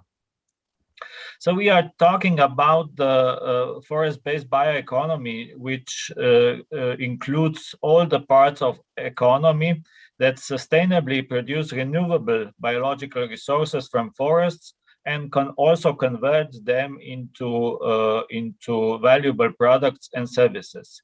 It includes also the waste that is produced within that circle, and because also these waste streams has to be considered as important part of the bioeconomy cycle. So we are focusing in forest-based bioeconomy, we are focusing on the use of wood and non-wood forest products, that's that material part, as well as the forest services, which are such, forest services are very, there is a whole variety of those. And if we just name some of them, it's a recreation, tourism, health, clean environment, social functions, and so on. So, main characteristics of forest-based bioeconomy are, so we are talking about the sustainable forest management. Forest management in this bioeconomy circle has to be sustainable. Foresters, we know what this means. And also the main characteristic also that we are dealing with a renewable resource. It can be renewed. We are talking about the plants, wood, and other products from nature. So the bioeconomy is also very important regarding the reduce of dependence on fossil fuels, and also the resource efficiency. So it is characterized by that cascading resource use of energy and material efficiency. Within that forest-based bioeconomy, we are also talking about the mitigation and adaptation to climate change.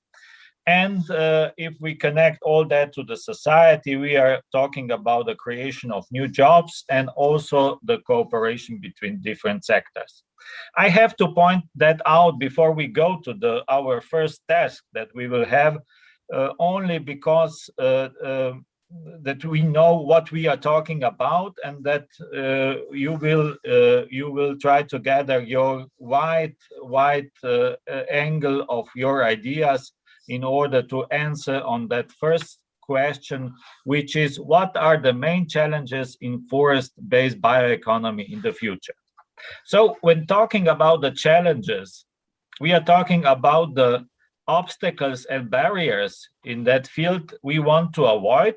And on the other hand, we are talking also about the opportunities and advantages we want to use. We want to somehow facilitate that they contribute positively to the question.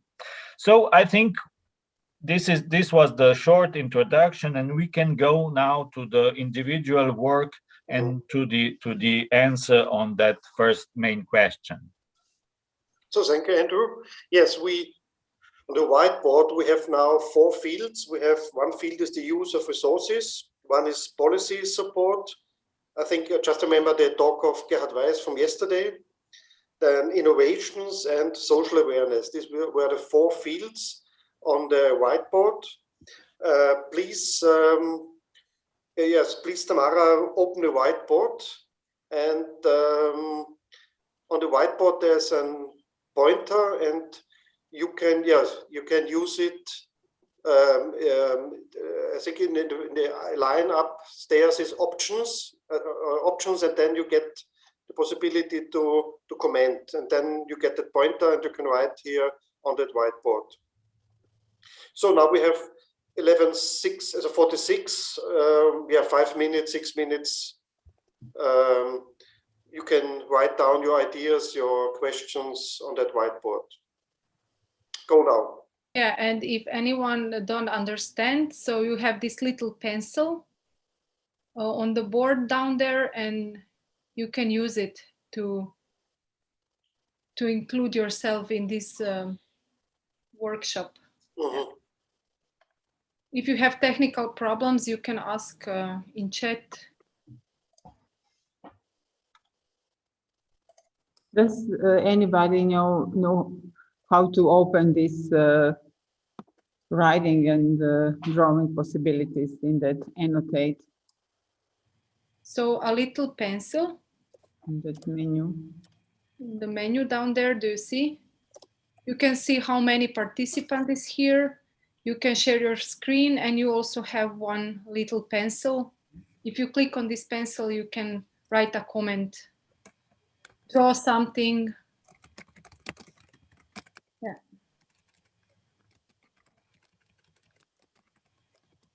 We see one comment.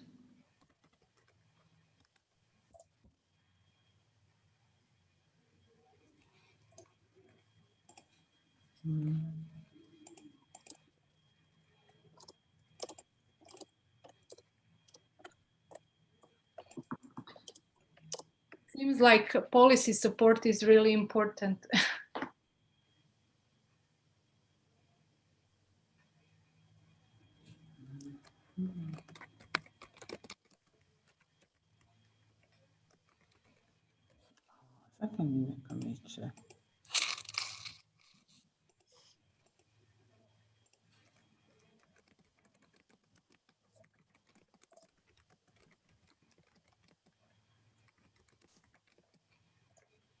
Innovation, innovation. That's what every project needs.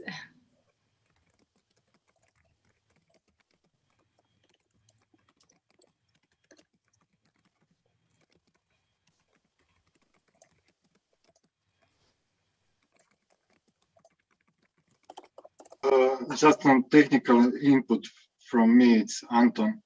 For all of you that don't see the pencil on the bottom of the screen, you have view options on the top of the screen. Select it and select annotate. And text and drawing options will be open for you. And I think if it doesn't work, please write it into the chat. Maybe you at the beginning you write the chapter and then your comment or ideas, and I will put it on the whiteboard. So if it doesn't function, so you can use the chat and I will write it for you down. If there is a problem with English, you can use your own language. If you have problems with writing, this active cap you can erase.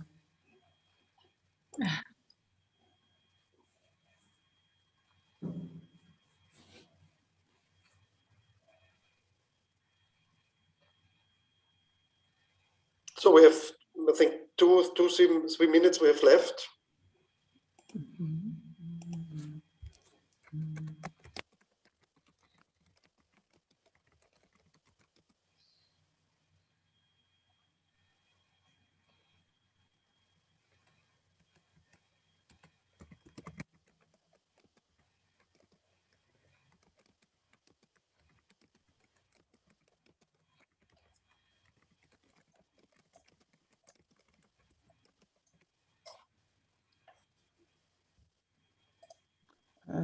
The font is quite big, so I don't know how to make it. There are some in chat. I don't know what's. Yes, do you want me to copy these comments from the chat? Please. Okay. We'll just... Please, and we have 4 more minutes. Okay. Okay.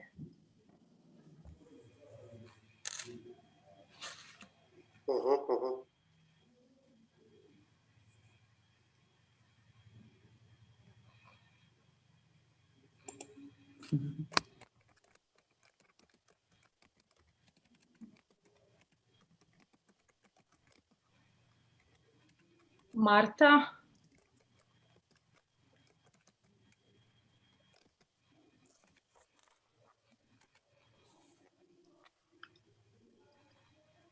Yeah, this is Where it goes. Maybe in the center. Yes, yeah. Okay. Maybe, yes, innovation. We'll rearrange it later. And maybe 1 minute and then we come to an end. Yes. Yeah.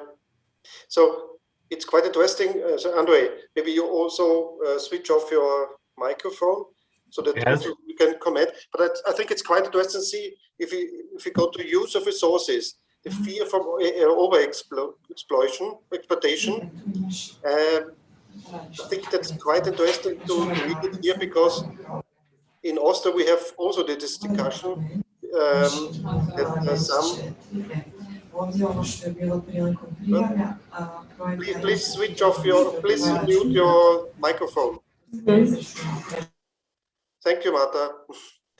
I think it's quite interesting to see the fear from overexploitation because we have the same discussion in Austria, and the NGOs, the environmental organizations are criticizing that that the forestry will go back to 100 years back when we did the same. I think that's very interesting to see here. That's so this point of sustainability here.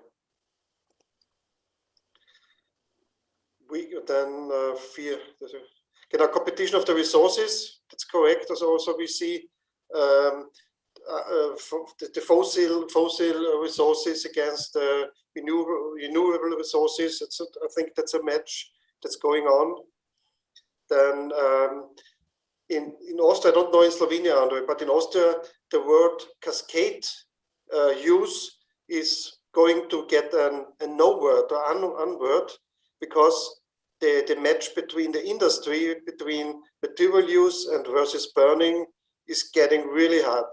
So there's a match between that two industrial sectors.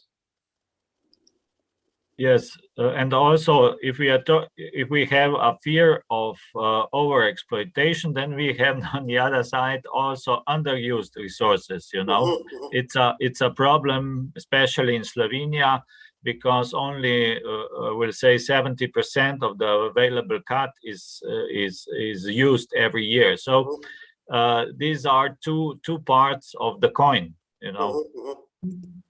Okay. Okay, we have to stop.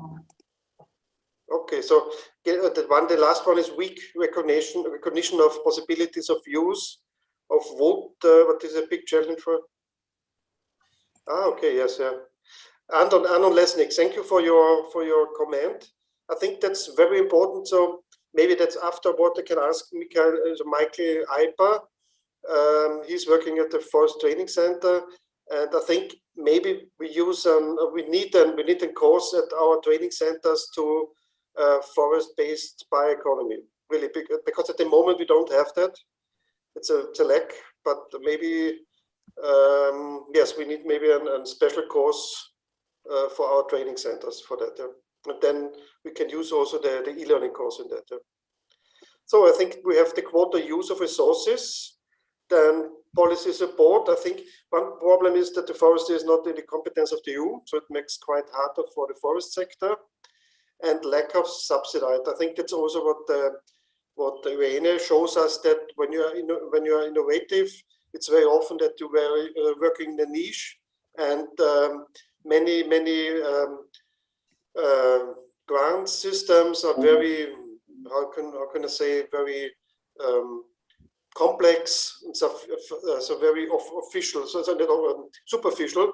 So if you have very special ideas, it's very hard to get money because it's not in that thinking of the grant system. We have to go to another question. Thank you. Andre, you would like to complete or? Yes, yes. This is the lack of we have a lot of subsidies, especially in the forestry, but they are not designed on the way that they will support the bioeconomy directly. You know, so this is a problem of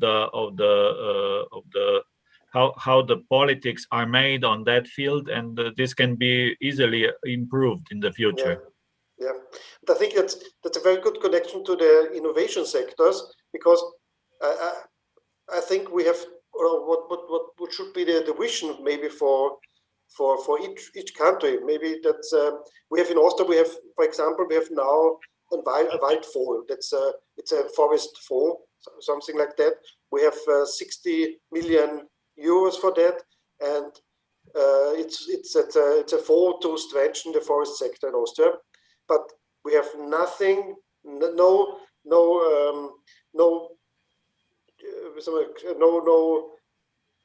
idea or no grants for innovation in the forest sector in that field. We have you get if you have damage from bug beetle, you get money, but nothing is there for innovations. So maybe we really in each country or on the EU level we need a system for where you get grants and subsidies for innovative ideas. I think that's a very good point. Yeah. Yes, innovations, I think, are the field that those three countries, Slovenia, Austria, and Croatia, can really support each other, because we all know if you look the whole wood chain, then the Austria is very high. What we have seen in Tulln, it's very good, but perhaps other countries are stronger on other fields. So this is really a part that can be done by sharing experience. But I think we have to divide between the industrial level. So in Austria, it's maybe Lenzing, it's a very big company, or Lignotel, it's also a very big company in Austria, but that's industry. And then, for example, the best practice example with the mushrooms. That's a very local innovative idea, and yeah, I think that you have to cope with the industrial level on other possibility, and on the local level, it's very different to work with that. So then what is social awareness, customer purchasing, okay, controls were produced, foresters are in general bad. First over there, okay. Yeah, one topic I think it's the responsibility of customers. Sure, if you know how something is produced, maybe you can change your attitude of consuming things. Then controls what it produced and how. Yes, I think that sounds like a certification system for me. A new certification system for a sustainable forest-based economy, bioeconomy system, something like that. Yeah, and this is the first step is always the awareness arising, because the main thing that bioeconomy is so important is that only on that way we can succeed and survive in a future environment. There is no other way than this, So this should be the starting point of any communicational process. Okay. Are we ready? Sorry?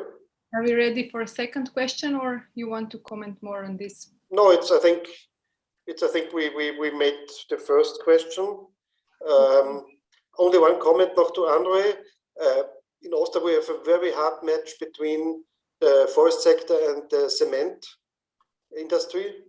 They had press conferences that cement is the best and has only very less carbon dioxide emissions, and yeah, they spend really much money for campaigning and something like that.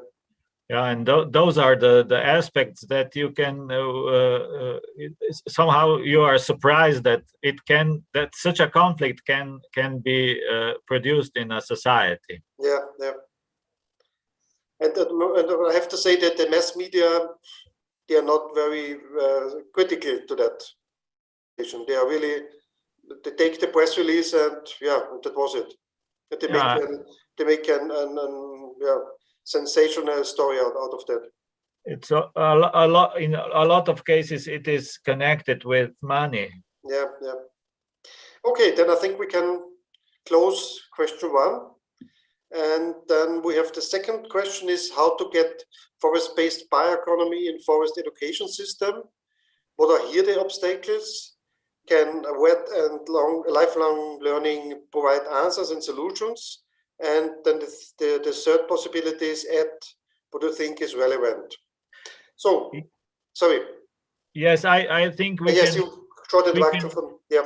can. We can think about that question also in a very wide way. Not only the vocational education and training, but this is the core. This is what we have done in our e-course. So this is meant for the forest for the professionals, but we can go a little bit deeper also on a whole educational system. What is also from the preschool education of the kindergarten. I think it's very important. We have very good examples in forestry, like forest pedagogy on that field. Also in a basic education, secondary education. And we as you have seen in Slovenia, the secondary school in Maribor has adopted our e-course, and they find it very, very important for their future development of educational programs. But also, it's a question: what do the students hear about the forest-based bioeconomy on a university programs? On a first cycle or second cycle, master degree program, or or I think it's still a quite a lack of interest to introduce those subjects to those education, to the education system as the whole. But the main thing is what we are doing today, what we are dealing with. It's a vocational education and training. Okay. So yes, we have now it's 12:04 minutes, and I think we can 12:10. So we have 6 minutes. Please write your ideas as last time here on that whiteboard. Thank you.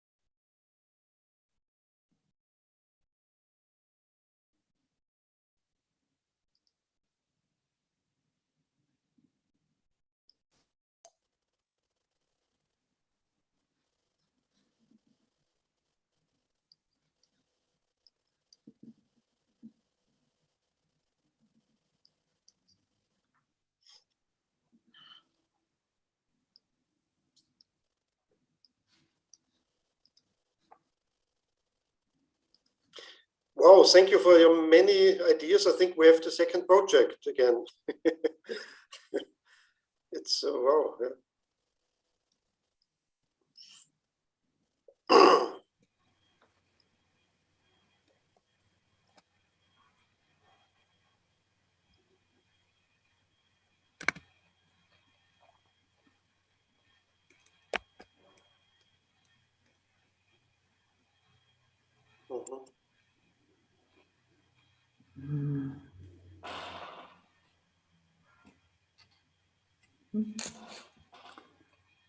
Okay, maybe just a few more minutes. Yeah, so I think 2 minutes. Yeah. Then.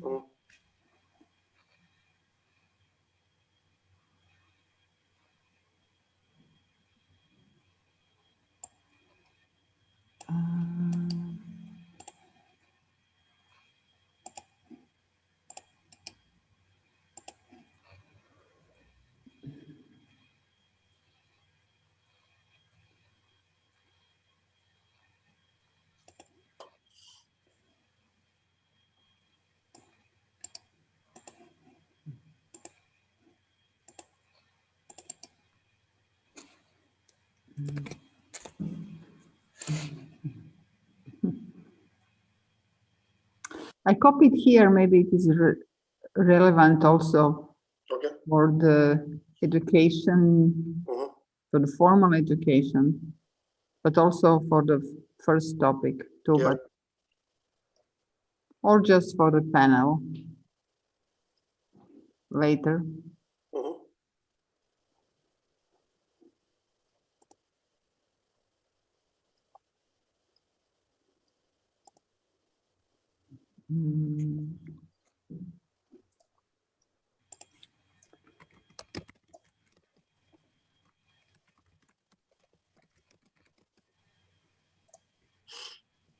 So we have 1 minute left, please.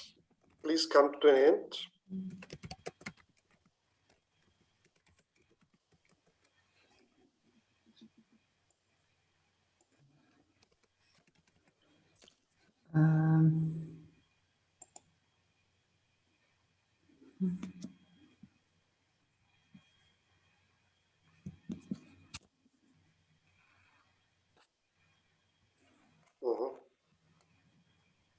So, I think for me what was very surprising that Andre also stressed this schools, the preschools, kindergarten, forest pedagogics, because I think if everybody think of forest-based bioeconomy, of that word, I'm not quite sure if it's really sexy. I think if I say that to children with 8, 9 years, I think they will be yawning really. So, but when I make forest pedagogics excursions with schools, and then I ask the children, the first question is, which product you had today in the morning with you, which is made out of wood. It's quite interesting to see, to hear, but the children are quite surprised to hear that toothpaste is, for example, made out of wood and something like that. So you can make it with products more visible for them. And what do we need? Yeah. So we begin with teacher and professor trainings. I think that would be a question for Michael Alper later. For him, how is what is his experience? How is the knowledge of teachers and professor trainings about forest-based economy? I think that would be quite interesting to hear from him. And then I think one problem is that the forest schools are in the Ministry of Forestry.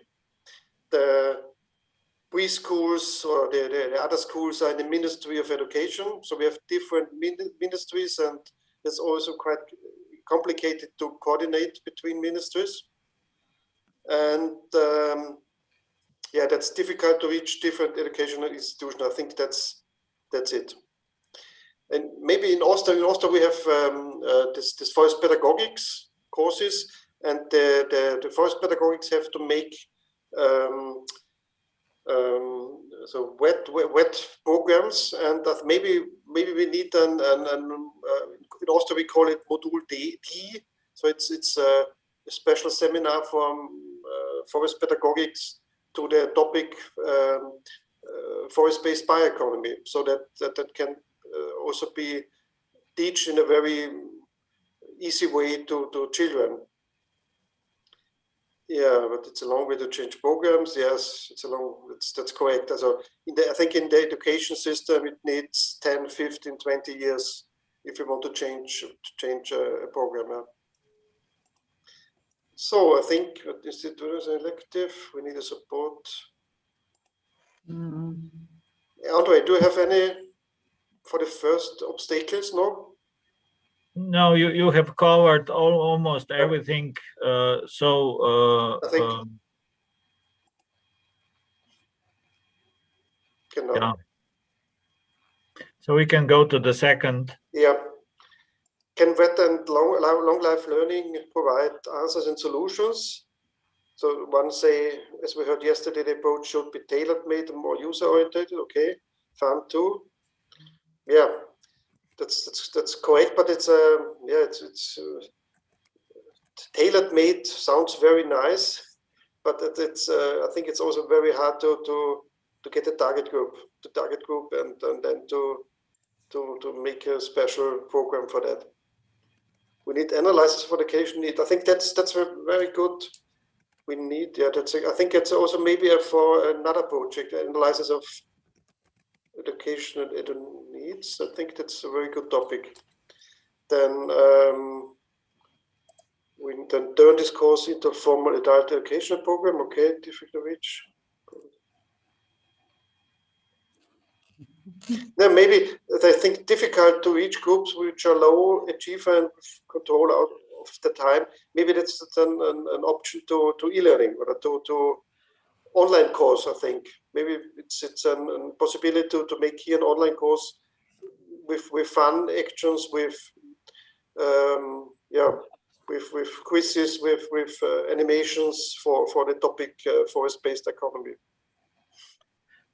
Yes, we have used a lot of energy to make out of the e-course also that it is a fun, because the motivation of the target group is extremely important.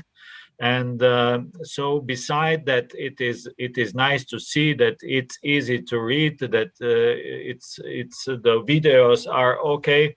So we have to have what should be the final motivation of the participants. So it should be something that the participants can further use that knowledge, you know. And as we have seen, it was harder for our foresters who do not see a lot of final destination of that knowledge, but from the secondary school where there is a program and they want to somehow enrich their educational program with those subjects. So for them, the motivation was much higher. Okay. Yeah, and I think on the right side we have what does bioeconomy in wide aspect mean for silviculture for future.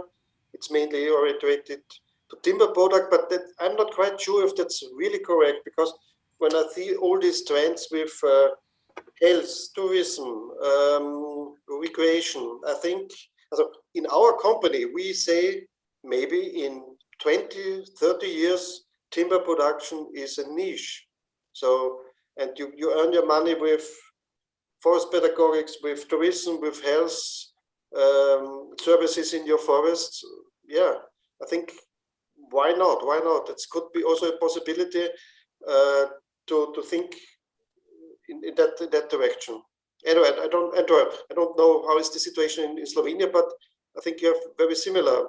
Yeah, it's very similar, and we are now somehow it's a propaganda about you must, when we put out the numbers, you know, the Slovenia is gaining 13% of the gross product from tourism, and the main product are forests. We don't have sea, we don't have lakes, we only have a green environment, and this is what we are selling through tourism, and we are earning 30% of GDP. So forestry is only in forestry the GDP is only 0.5%. So if we look at that, you know what is the task of the forester, what he should do, and how to sell the knowledge that he has. And there are still, you know, the forest owners, and they are also looking for other opportunities. Because the timber market is quite unstable, and a lot of work is work demanding. Yeah, it's quite interesting to hear the word propaganda from you. Yeah, because, yeah, it's really because propaganda sounds not very positive, I think. But I thought on a positive way, for sure. You know? But I think then we have to talk about. What are the aims of the forest sector in each country?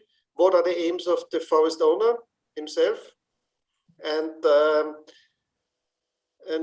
which, as I think also in the aspect of communication, which story the forest sector will tell society. Yeah. I think that's a very important. Yeah.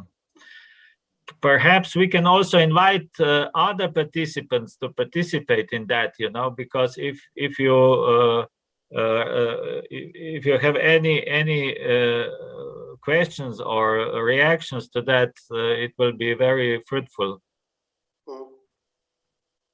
Okay. Do you want us to go to the third question? Yeah, Tamara, thank you for looking at the time. The time, yeah. Someone has to be a bad guy. Yeah, okay. So the third question is how to plan and develop an e-learning course. There are two possibilities. Andrew, would you like to introduce? No, I think, do we have Zoran with us? If Zoran is with us, it would be quite good if he can make a short intro. Yes. Zoran, are you? Yes, of course, I'm here. Okay. Okay, Thank you very much. Zoran. Yeah. So developing e-learning course is rather complicated and a complex thing, and can also be very simple at the same time. So it sounds like a paradox, but actually it's not.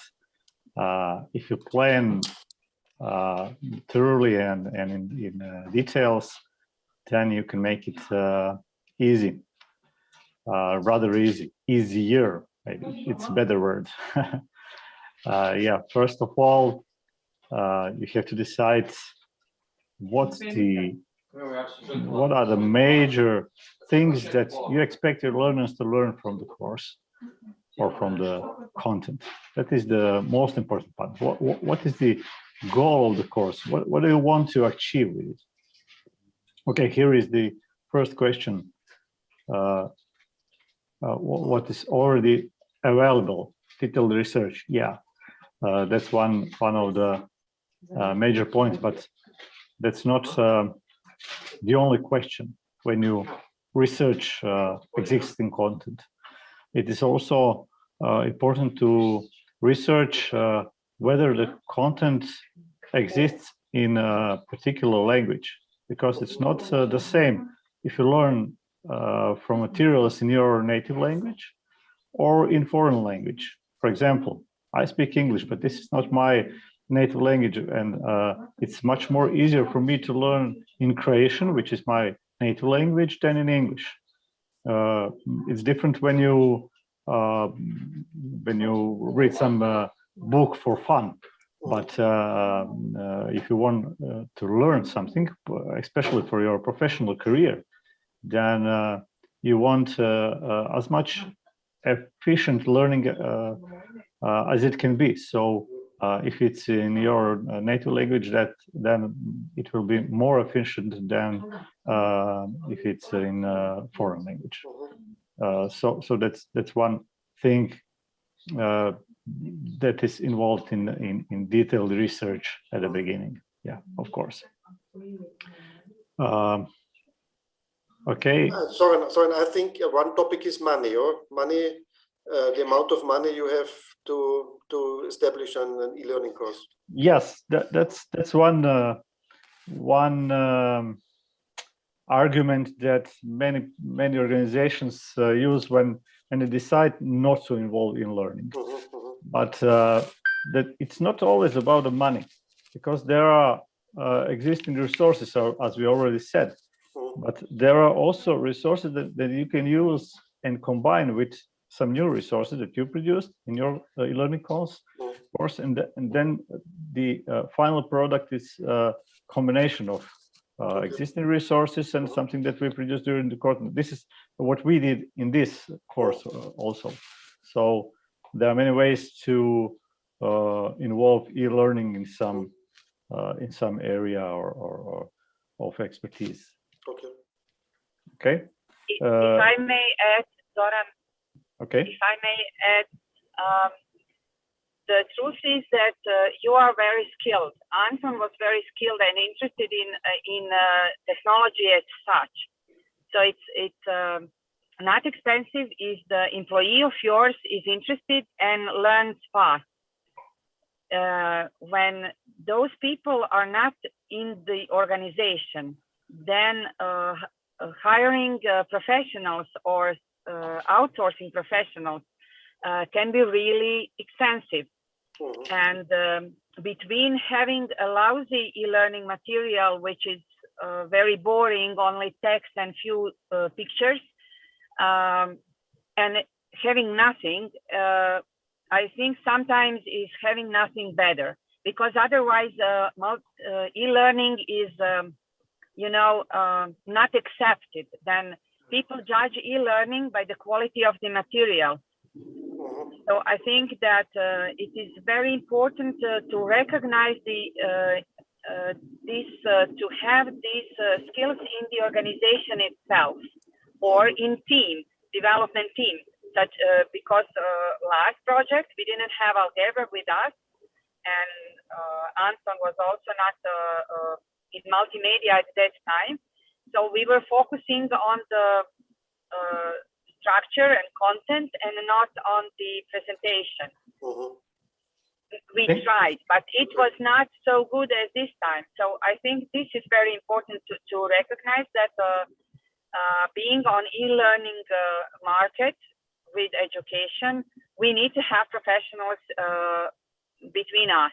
Yeah, I think Carolina, thank you for your input. I think it's very good because we in Austria we have a project. Also Michael Eiper and so the training center Austria and Pankirchen, they just established an e-learning platform, and capacity building was the first thing we did. They got trainings in videos, so producing videos, cutting them, getting subtitles inside, and so on and so on. And we have 2 persons per each training center who can produce videos, animations, infographics, and something like that. It's really very important to have people inside. Otherwise, if you buy it external, it's very expensive. Thank you, Christian and Carolina. If I may add, it's not always about the technology. Okay, technology is great. You can achieve great things with technology, but sometimes you can achieve great and effective e-learning without high technology, without high-tech stuff. For example, I'll give you a brief comparison. If you read a book, it can be very interesting, and you read it in a day because it's so interesting and funny and everything. But if book is boring, you will read it for a month or you will never finish. That's something similar. There's something similar with e-learning also. But in e-learning, the methodology and methodics of development of e-learning content is so important. For example, text can be rather simple with a lot of boring facts and things that you can't easily remember and understand, but can also be a description of very interesting use case when where you actually ask your users to think about the case, to think about a particular problem, and to try to solve the problem, to write a text maybe on a paper. They don't have to use electronic tools to do that, but that can only that can be achieved with simple tools. You don't need high-tech solutions for something like that. Okay. But methodics is I think even more important than technology. Yeah. I agree with you completely. Completely agree with you. I mean, methodology is the most important thing. If you don't have a good course designer designing the activities and the way how the learner will reach the knowledge, contemplate about it, and show the understanding, then no multimedia can improve that. So yes, methodology is first. Exactly. But Exactly. when we are in online environment, then also we need to adapt to that. Of course. If we have know-how and the resources, of course, we will use everything that we can to improve the quality of the content. That's what we did here in this content. But we also could, if we had higher amount of resources, we could do artificial intelligence or I don't know, virtual environments or 3D animations, stuff like that. But we didn't, because this was not suitable for this particular project. In some other projects, maybe we will have that.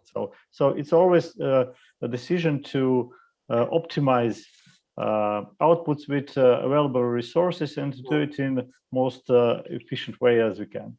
Okay. So we have 1 minute left for posting notice. So okay, so this there is one important note here that says to get the feedback from the users and to adjust what is difficult to follow or just not teach. Okay, of course, e-learning development is cyclic. It's a cycle of development. It's not one time we develop something and we forget about it.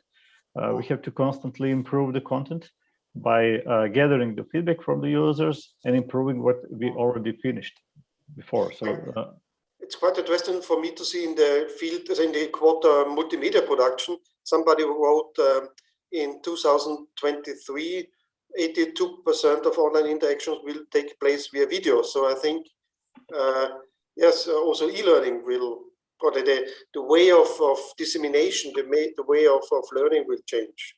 Yes. So it will also have an effect of e-learning. Yeah. Yes, and advancement of technology also makes producing videos much more easier than it was a few years ago. For example, today you buy mid-range smartphone and you can make exceptional quality videos with them, with 4K videos, with slow motion, with everything. And production, basic production, you don't always need some special animations and some special effects. You can use simple production for videos for sometimes, most often. For example, my daughter is 10 years old. She uses some simple smartphone application to produce her videos for school, and she does exceptional things that looks professionally produced, but they're not. She uses simple things because she's not a professional video producer. So it becomes more and more easy, and platforms are available. Everyone can put a video on YouTube with few clicks and publish it and make it available to everyone. There are also other systems like Moodle that we use here in this project and other systems that makes it possible to not only shoot the video, produce it, but also to make it available to masses. Okay, so I think we close question 3 now. The question was how to plan and develop e-learning. I think it's very complex, Jay. Complex. But I think what my experience is, you need an interdisciplinary team. I think that is very important. You need definitely. You need an expert for e-learning agency or person. Then I think you need communicators. Then you need experts for the different topics like forestry or forest-based bioeconomy. And good structure.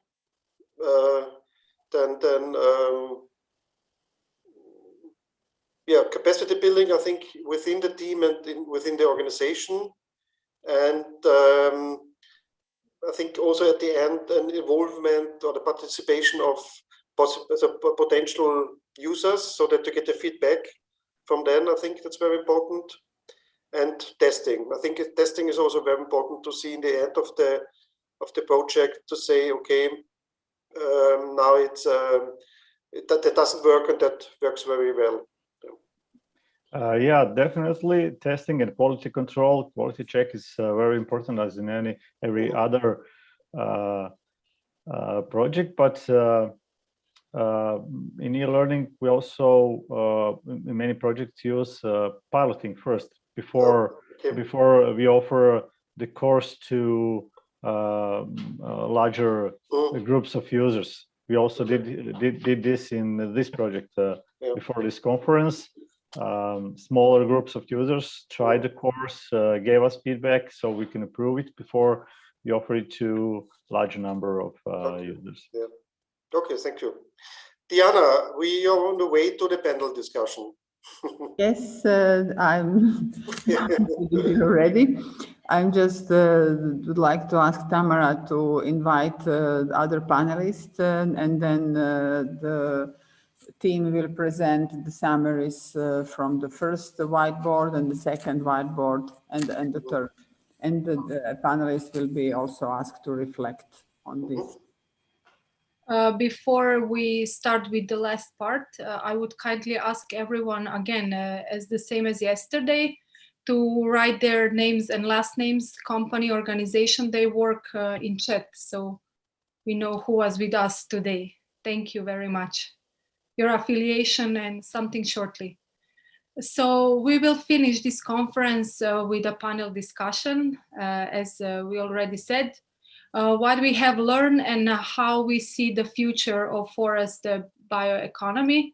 I already mentioned some people that will participate in this panel discussion. Mr. Christian Lackner, I already introduced him. I see that we have a person, Mr. Michael Eiper, who was with us yesterday. He is an expert in training center of Austrian Research Center, with experience in online teaching from partner organization. I will kindly ask panelists to turn on their cameras, because they will be only people that all the participants can see. Then we have Mr. Andrej Breznikar, a new person. He's head of Department for Silviculture at Slovenian Forest Service, experienced researcher, and also from Partners Organization. He was already active today. We have two more panelists. With us is Ms. Sanja Tišma, Director of Institute for Development and International Relations.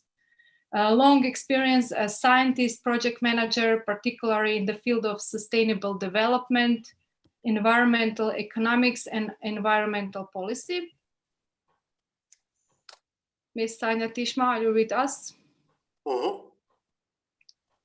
Please, can you turn on your camera? That we can hear you and see you. Yeah. Okay. And then we have the last panelist with us is Marko Lovrić.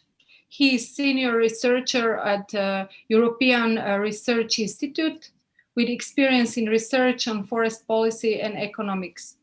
He's for the certification of forest management and chain of custody, valuation of forest, formulation and implementation of national and international forest-focused and forest-related policies, ecosystem services, and modeling of bioeconomy.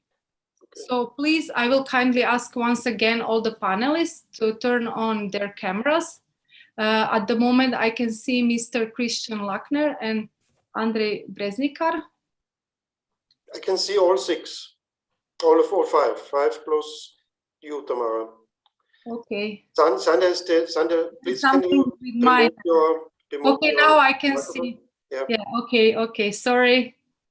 Sanja and Marko, first, nice to see you and thank you for responses, but you have to unmute you and say something to come up that we can hear you and see you very clearly. So please just introduce yourself. Okay, I'm Sanja Tišma from IRMO. I was also part of a project team for this project, and I think it was excellent experience for me to participate in development of such a e-learning course related to forest bioeconomy. And hi, I'm Marko Lovric. As already have been introduced, I work for European Forest Institute on different bioeconomy related topics. Thank you for inviting me, and I look forward to the discussion. Okay, yes, I think we can start maybe with the lessons we have learned. I would like to start with Marko Lovric. Maybe the topic forest-based bioeconomy, you're working on a European level. So what do you think, what is your vision in the next 5 years, 10 years? Where will stand there forest-based bioeconomy in Europe? This is a tricky one that we frequently discuss here in UNSO Finland. And well, like anyone else's guess, I don't know, we only have some assumptions. And the assumptions would be on this general level that bioeconomy or forest-based bioeconomy is not the only framework within which a forest-based sector operates. So there are these overarching narratives that have their own policy and stakeholders supporting them, and they are not orchestrated with one another. Okay. So the second biggest narrative would be the one behind the Green Deal and the biodiversity conservation policies, strategies, and actors supporting these kind of developments. And there's a clash between these different visions of where forest-based sector should go. Obviously, it will encompass objectives from both of them, and which one will win, let's say, no one truly knows. Okay. But what is true, we just got a paper published on the future of European forest governance, where these kind of issues were tackled in through a Delphi study with 20 or so quite high level of people. And one of the interesting findings is that what stakeholders usually perceive is still boxed within this, let's call, sectoral mindset. I'm the forester guy, I'm the conservation guy. Yeah. And all these talk about orchestrating the policies, and that doesn't really work. And they all have their own visions, which kind of overarching umbrella policy framework they should adhere to. So not much has changed since, I don't know, Natura 2000 times in the beginning of 90s. And I think the same kind of clash is gonna continue as well. Okay. Yeah, this sectorial thinking is really a problem. Yeah, it's within the political system. Yeah, yeah. Sanja Tischmer, I would like to ask you. You were part of the project team. What were your lessons that you have learned during these 3 years? Sanja, please, you have to remove your microphone. So now we hear you. Okay, I think that over the last few days we have had the opportunity to hear more about what we have learned through our project and about the challenges ahead of us related to forest bioeconomy. I will use this opportunity to stress some conceptual and broader policy framework. Although there have been a range of scientific projects, researches, strategies, planning policy documents related to bioeconomy, I think that there is still not a unique definition of this important scientific topic, nor there is an interdisciplinary holistic approach to study, as we also learned today. Besides these classical sectors related to bioeconomy, such as agriculture, forestry, aquaculture, I think that it is important to stress that nowadays the approach has been extended to include, let's say, modern sectors such as bioenergy, biofuels, biochemicals, and, for example, biopharmacy.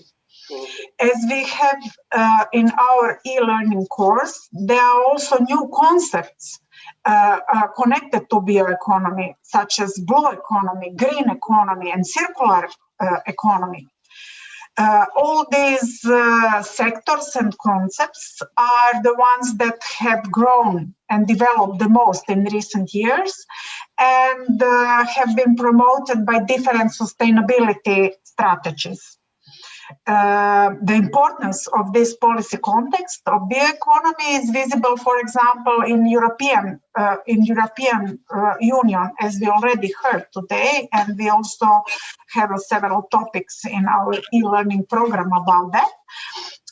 It is really important because the value of bioeconomy in EU is estimated for approximately 2,002 billion euros. That was in 2017, but it continues to grow.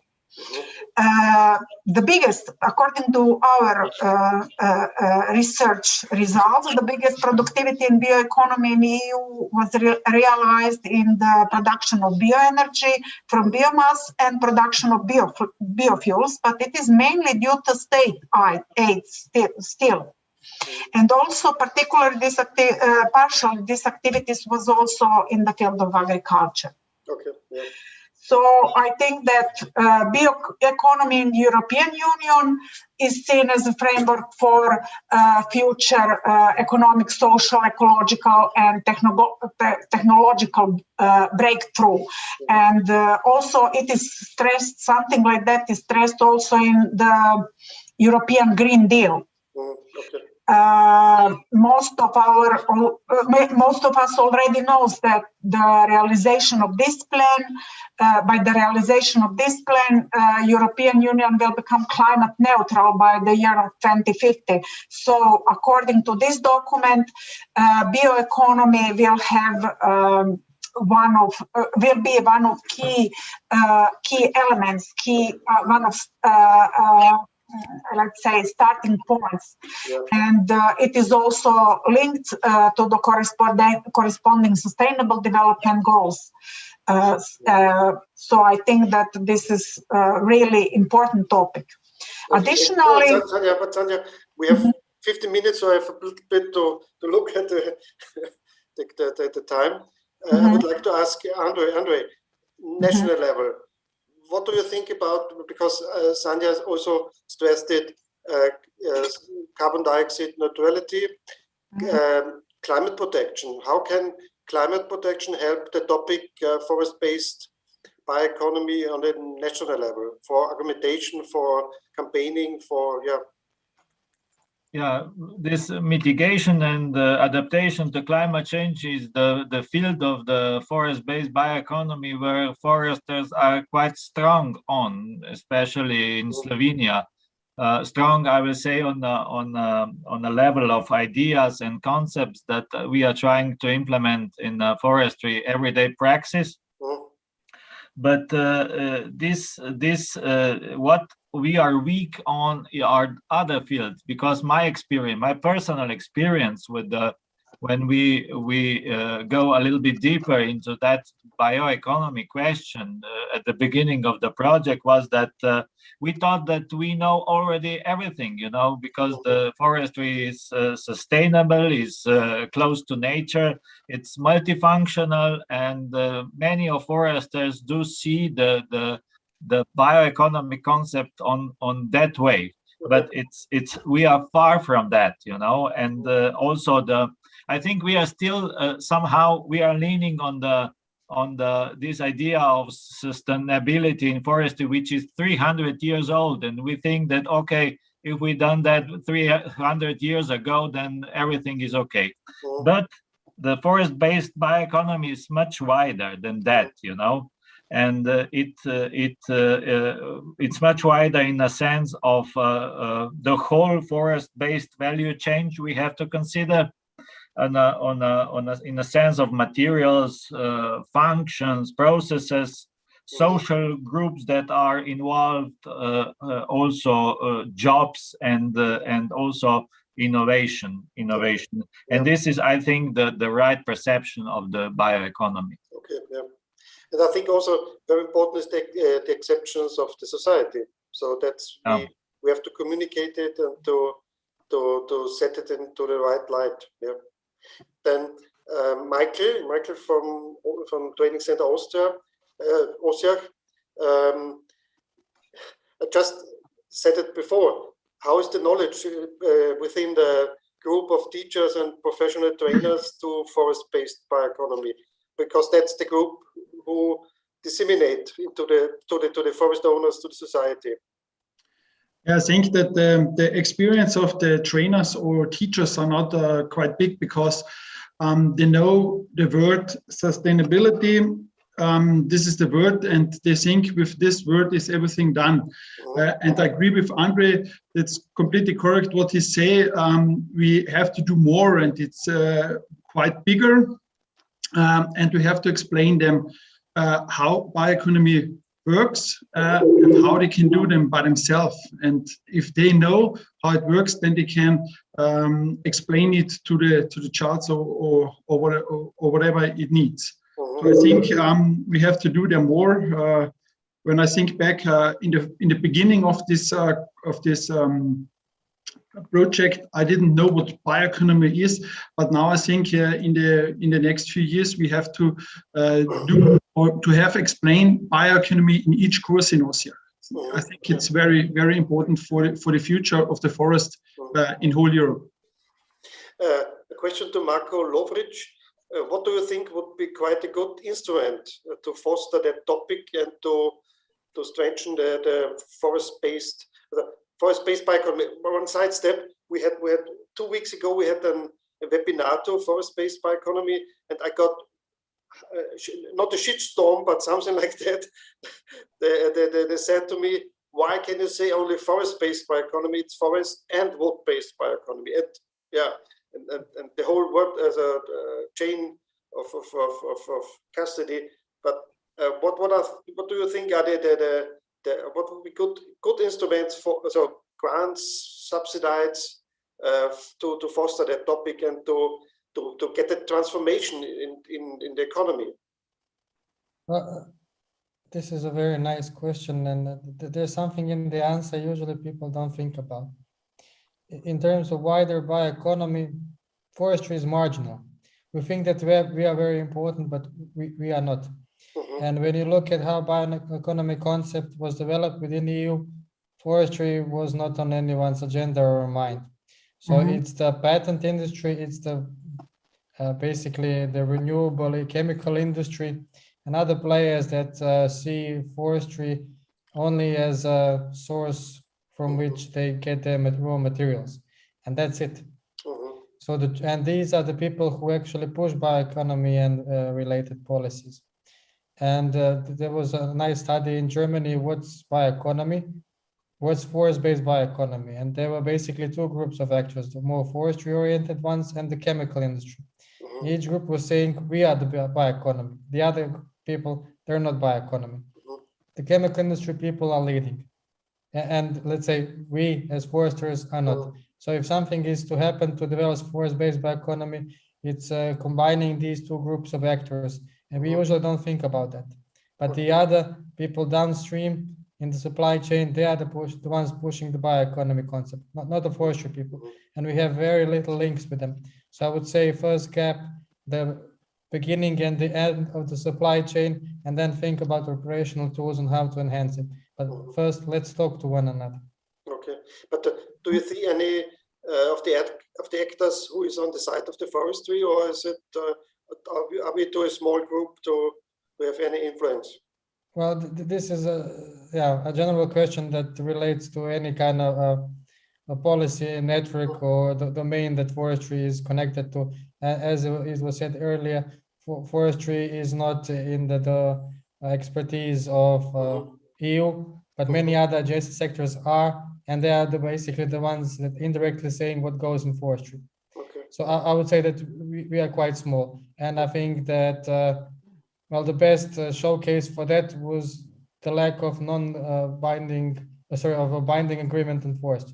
So there were negotiations many years. Now there was no actual publication on this, but in EFI know because we ran the secretariat, and the process failed due to different national or sectoral influences. So there's no binding agreement on forest, and there's a reason behind it. How to change it? I think this goes beyond this conversation. This is too difficult at once. But Sanja Tischma, could you imagine a vision for 2050? How is it? Which role can bioeconomy, forest-based bioeconomy play in 2050? I think that we have to be sure what are our main problems. What we have a lack of coordination among the public bodies and sectors included in the activity of bioeconomies. Then we have lack of communication between public and private sector. We have really slow introduction of changes in political and business processes related to bioeconomy, and low level of awareness of these topics, and also low level of financing. So based on this, I think that the key activities for the next period will be, for sure, harmonization of sectoral public policies, then development of legislative framework, common legislative framework in the field of bioeconomy, and clear and intensive communication on these topics with stakeholders. I think that's the only way how to proceed. The communication is a very communication networking. This too.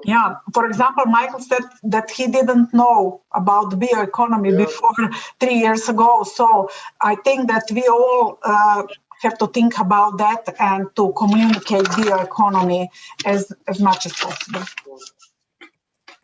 Michael, Andrei, will come to you later. But Michael, what do you think? Which kind of form of course or seminar workshop we should establish for the forest practitioners, forest owners at our training center? A course which really every course is full then, because it's so quite good, so funny, so interesting, and so embarrassing, the whole thing. That's a good question. I'm not sure. I think the online course is a beginning where we can find a lot of different things what everybody needs. But you say it in the beginning correct. We can use it for the forest pedagogics courses as module D. There we can use, but how should I concept? I didn't know. I think about it the last weeks what we can do, but I think best practice examples in the afternoon. This is one very important thing, and then in the beginning, I think we can do what is bioeconomy, and therefore the basic line, I think, must be our online course. Okay, but maybe I think maybe we have to open our minds. We have, of course. I think you know the game DKT or Monopoly. Yes. Maybe we need something like that, which is really used from 1,000 persons, 1 million persons, or we need an a shooting game for forest bioeconomy. Just say, but maybe we need another form of transforming, of communicating, of dissemination. I think this could be a great idea with DKT because you can play learning in bio and economy, and I think this is a really great idea. We should think about if we develop at the VET4BioEconomy a game for this. I think we need to have a funny thing or a game or something like that, and then.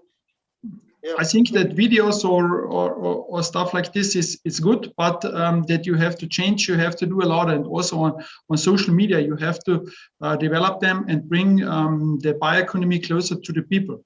Okay. Andrei. Yes. You have the closing words.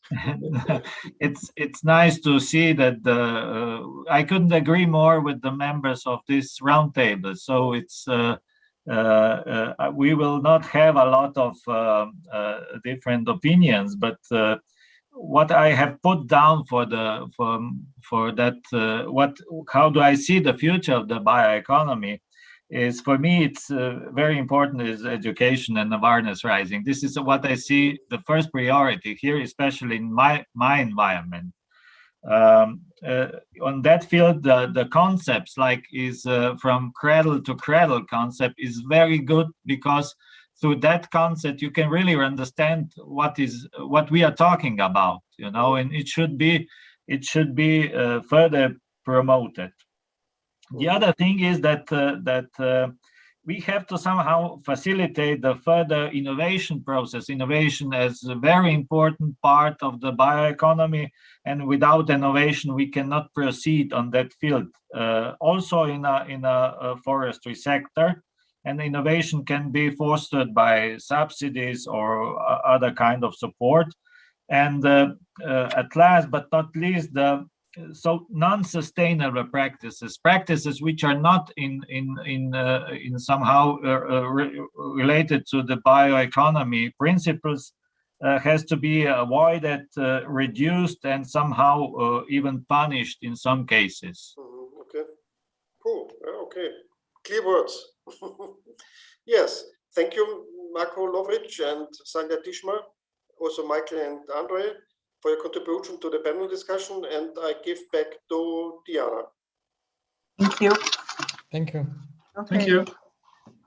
Thank you very much for all of you, because you really grasped the main things that we were struggling those 2 days with in the last 3 years, especially in some different form. But that was really, really interesting to listen your point of view for all those topics, and that you wrap up actually the conference. And what to say, I think that we did, thanks to you presenters, panelists, and all the contributors and presenters, very good conference, and that we can be happy with our project and the results, and to see how we actually can advertise this e-course in the future for future use, because we have only few months of the project in front of us, but after that it's supposed to stay alive and available, and also from time to time advertised on, at least on partner web pages, or in use in some partnering institution. So I would like to invite also the people which are following us for these 2 days, and the participants, if anybody has something to comment in live now, that there is a time to raise the hand. I ask Tamara to leave this possibility open. So if any of the still present participants would like to share something or raise the question, it's the time. So do we have any reactions from any participants? That would be very good. Can I say something shortly?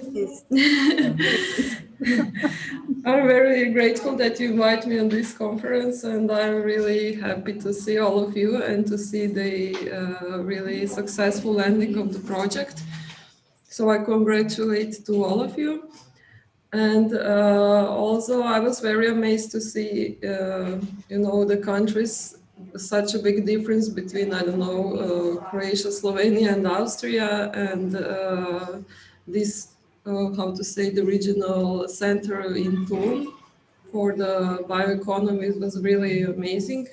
And I think we are, at least for now, very far away from such a great example of, I mean, for bioeconomy. But I hope someday we will also have an opportunity to go in this course. Thank you, Marta. I know that you are especially emotionally connected to this project. Yes. It was your project, and I just very happy to end it.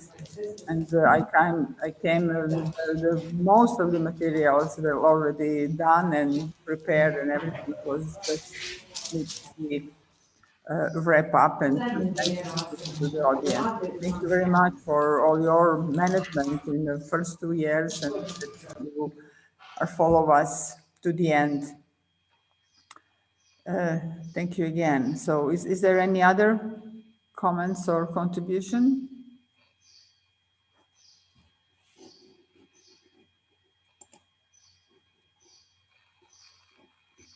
No, okay, we won't wait for long. It was still quite good discussion in the chat, so we were trying and it was focusing to answer whatever come up in this chat, and also incorporated this in our whiteboards. Depending on the topic, these whiteboards will be used for some analysis and also be part of our final report, and maybe some starting points for the new projects. So from this, I see there are some chats, but it's difficult. No, it was from our colleague Zlatko Nedic, just nice words that that he enjoyed the conference. So that's all. So by this, I would like to thanks to all the crew, all the team, the partners, all the presenters, and the nice panelists that accepted the participation and the dedicated time to our project and to enlighten us in some fields that we are not very familiar with and not following it very thoroughly. Especially thanks to the team members which were supporting this conference and work on the back side that you won't even notice, but thanks to them, everything went very smoothly. We were streamed live on our YouTube channel, and all the conference is filmed and will be available from day or two after this finish on the project web page and also on the project YouTube channel.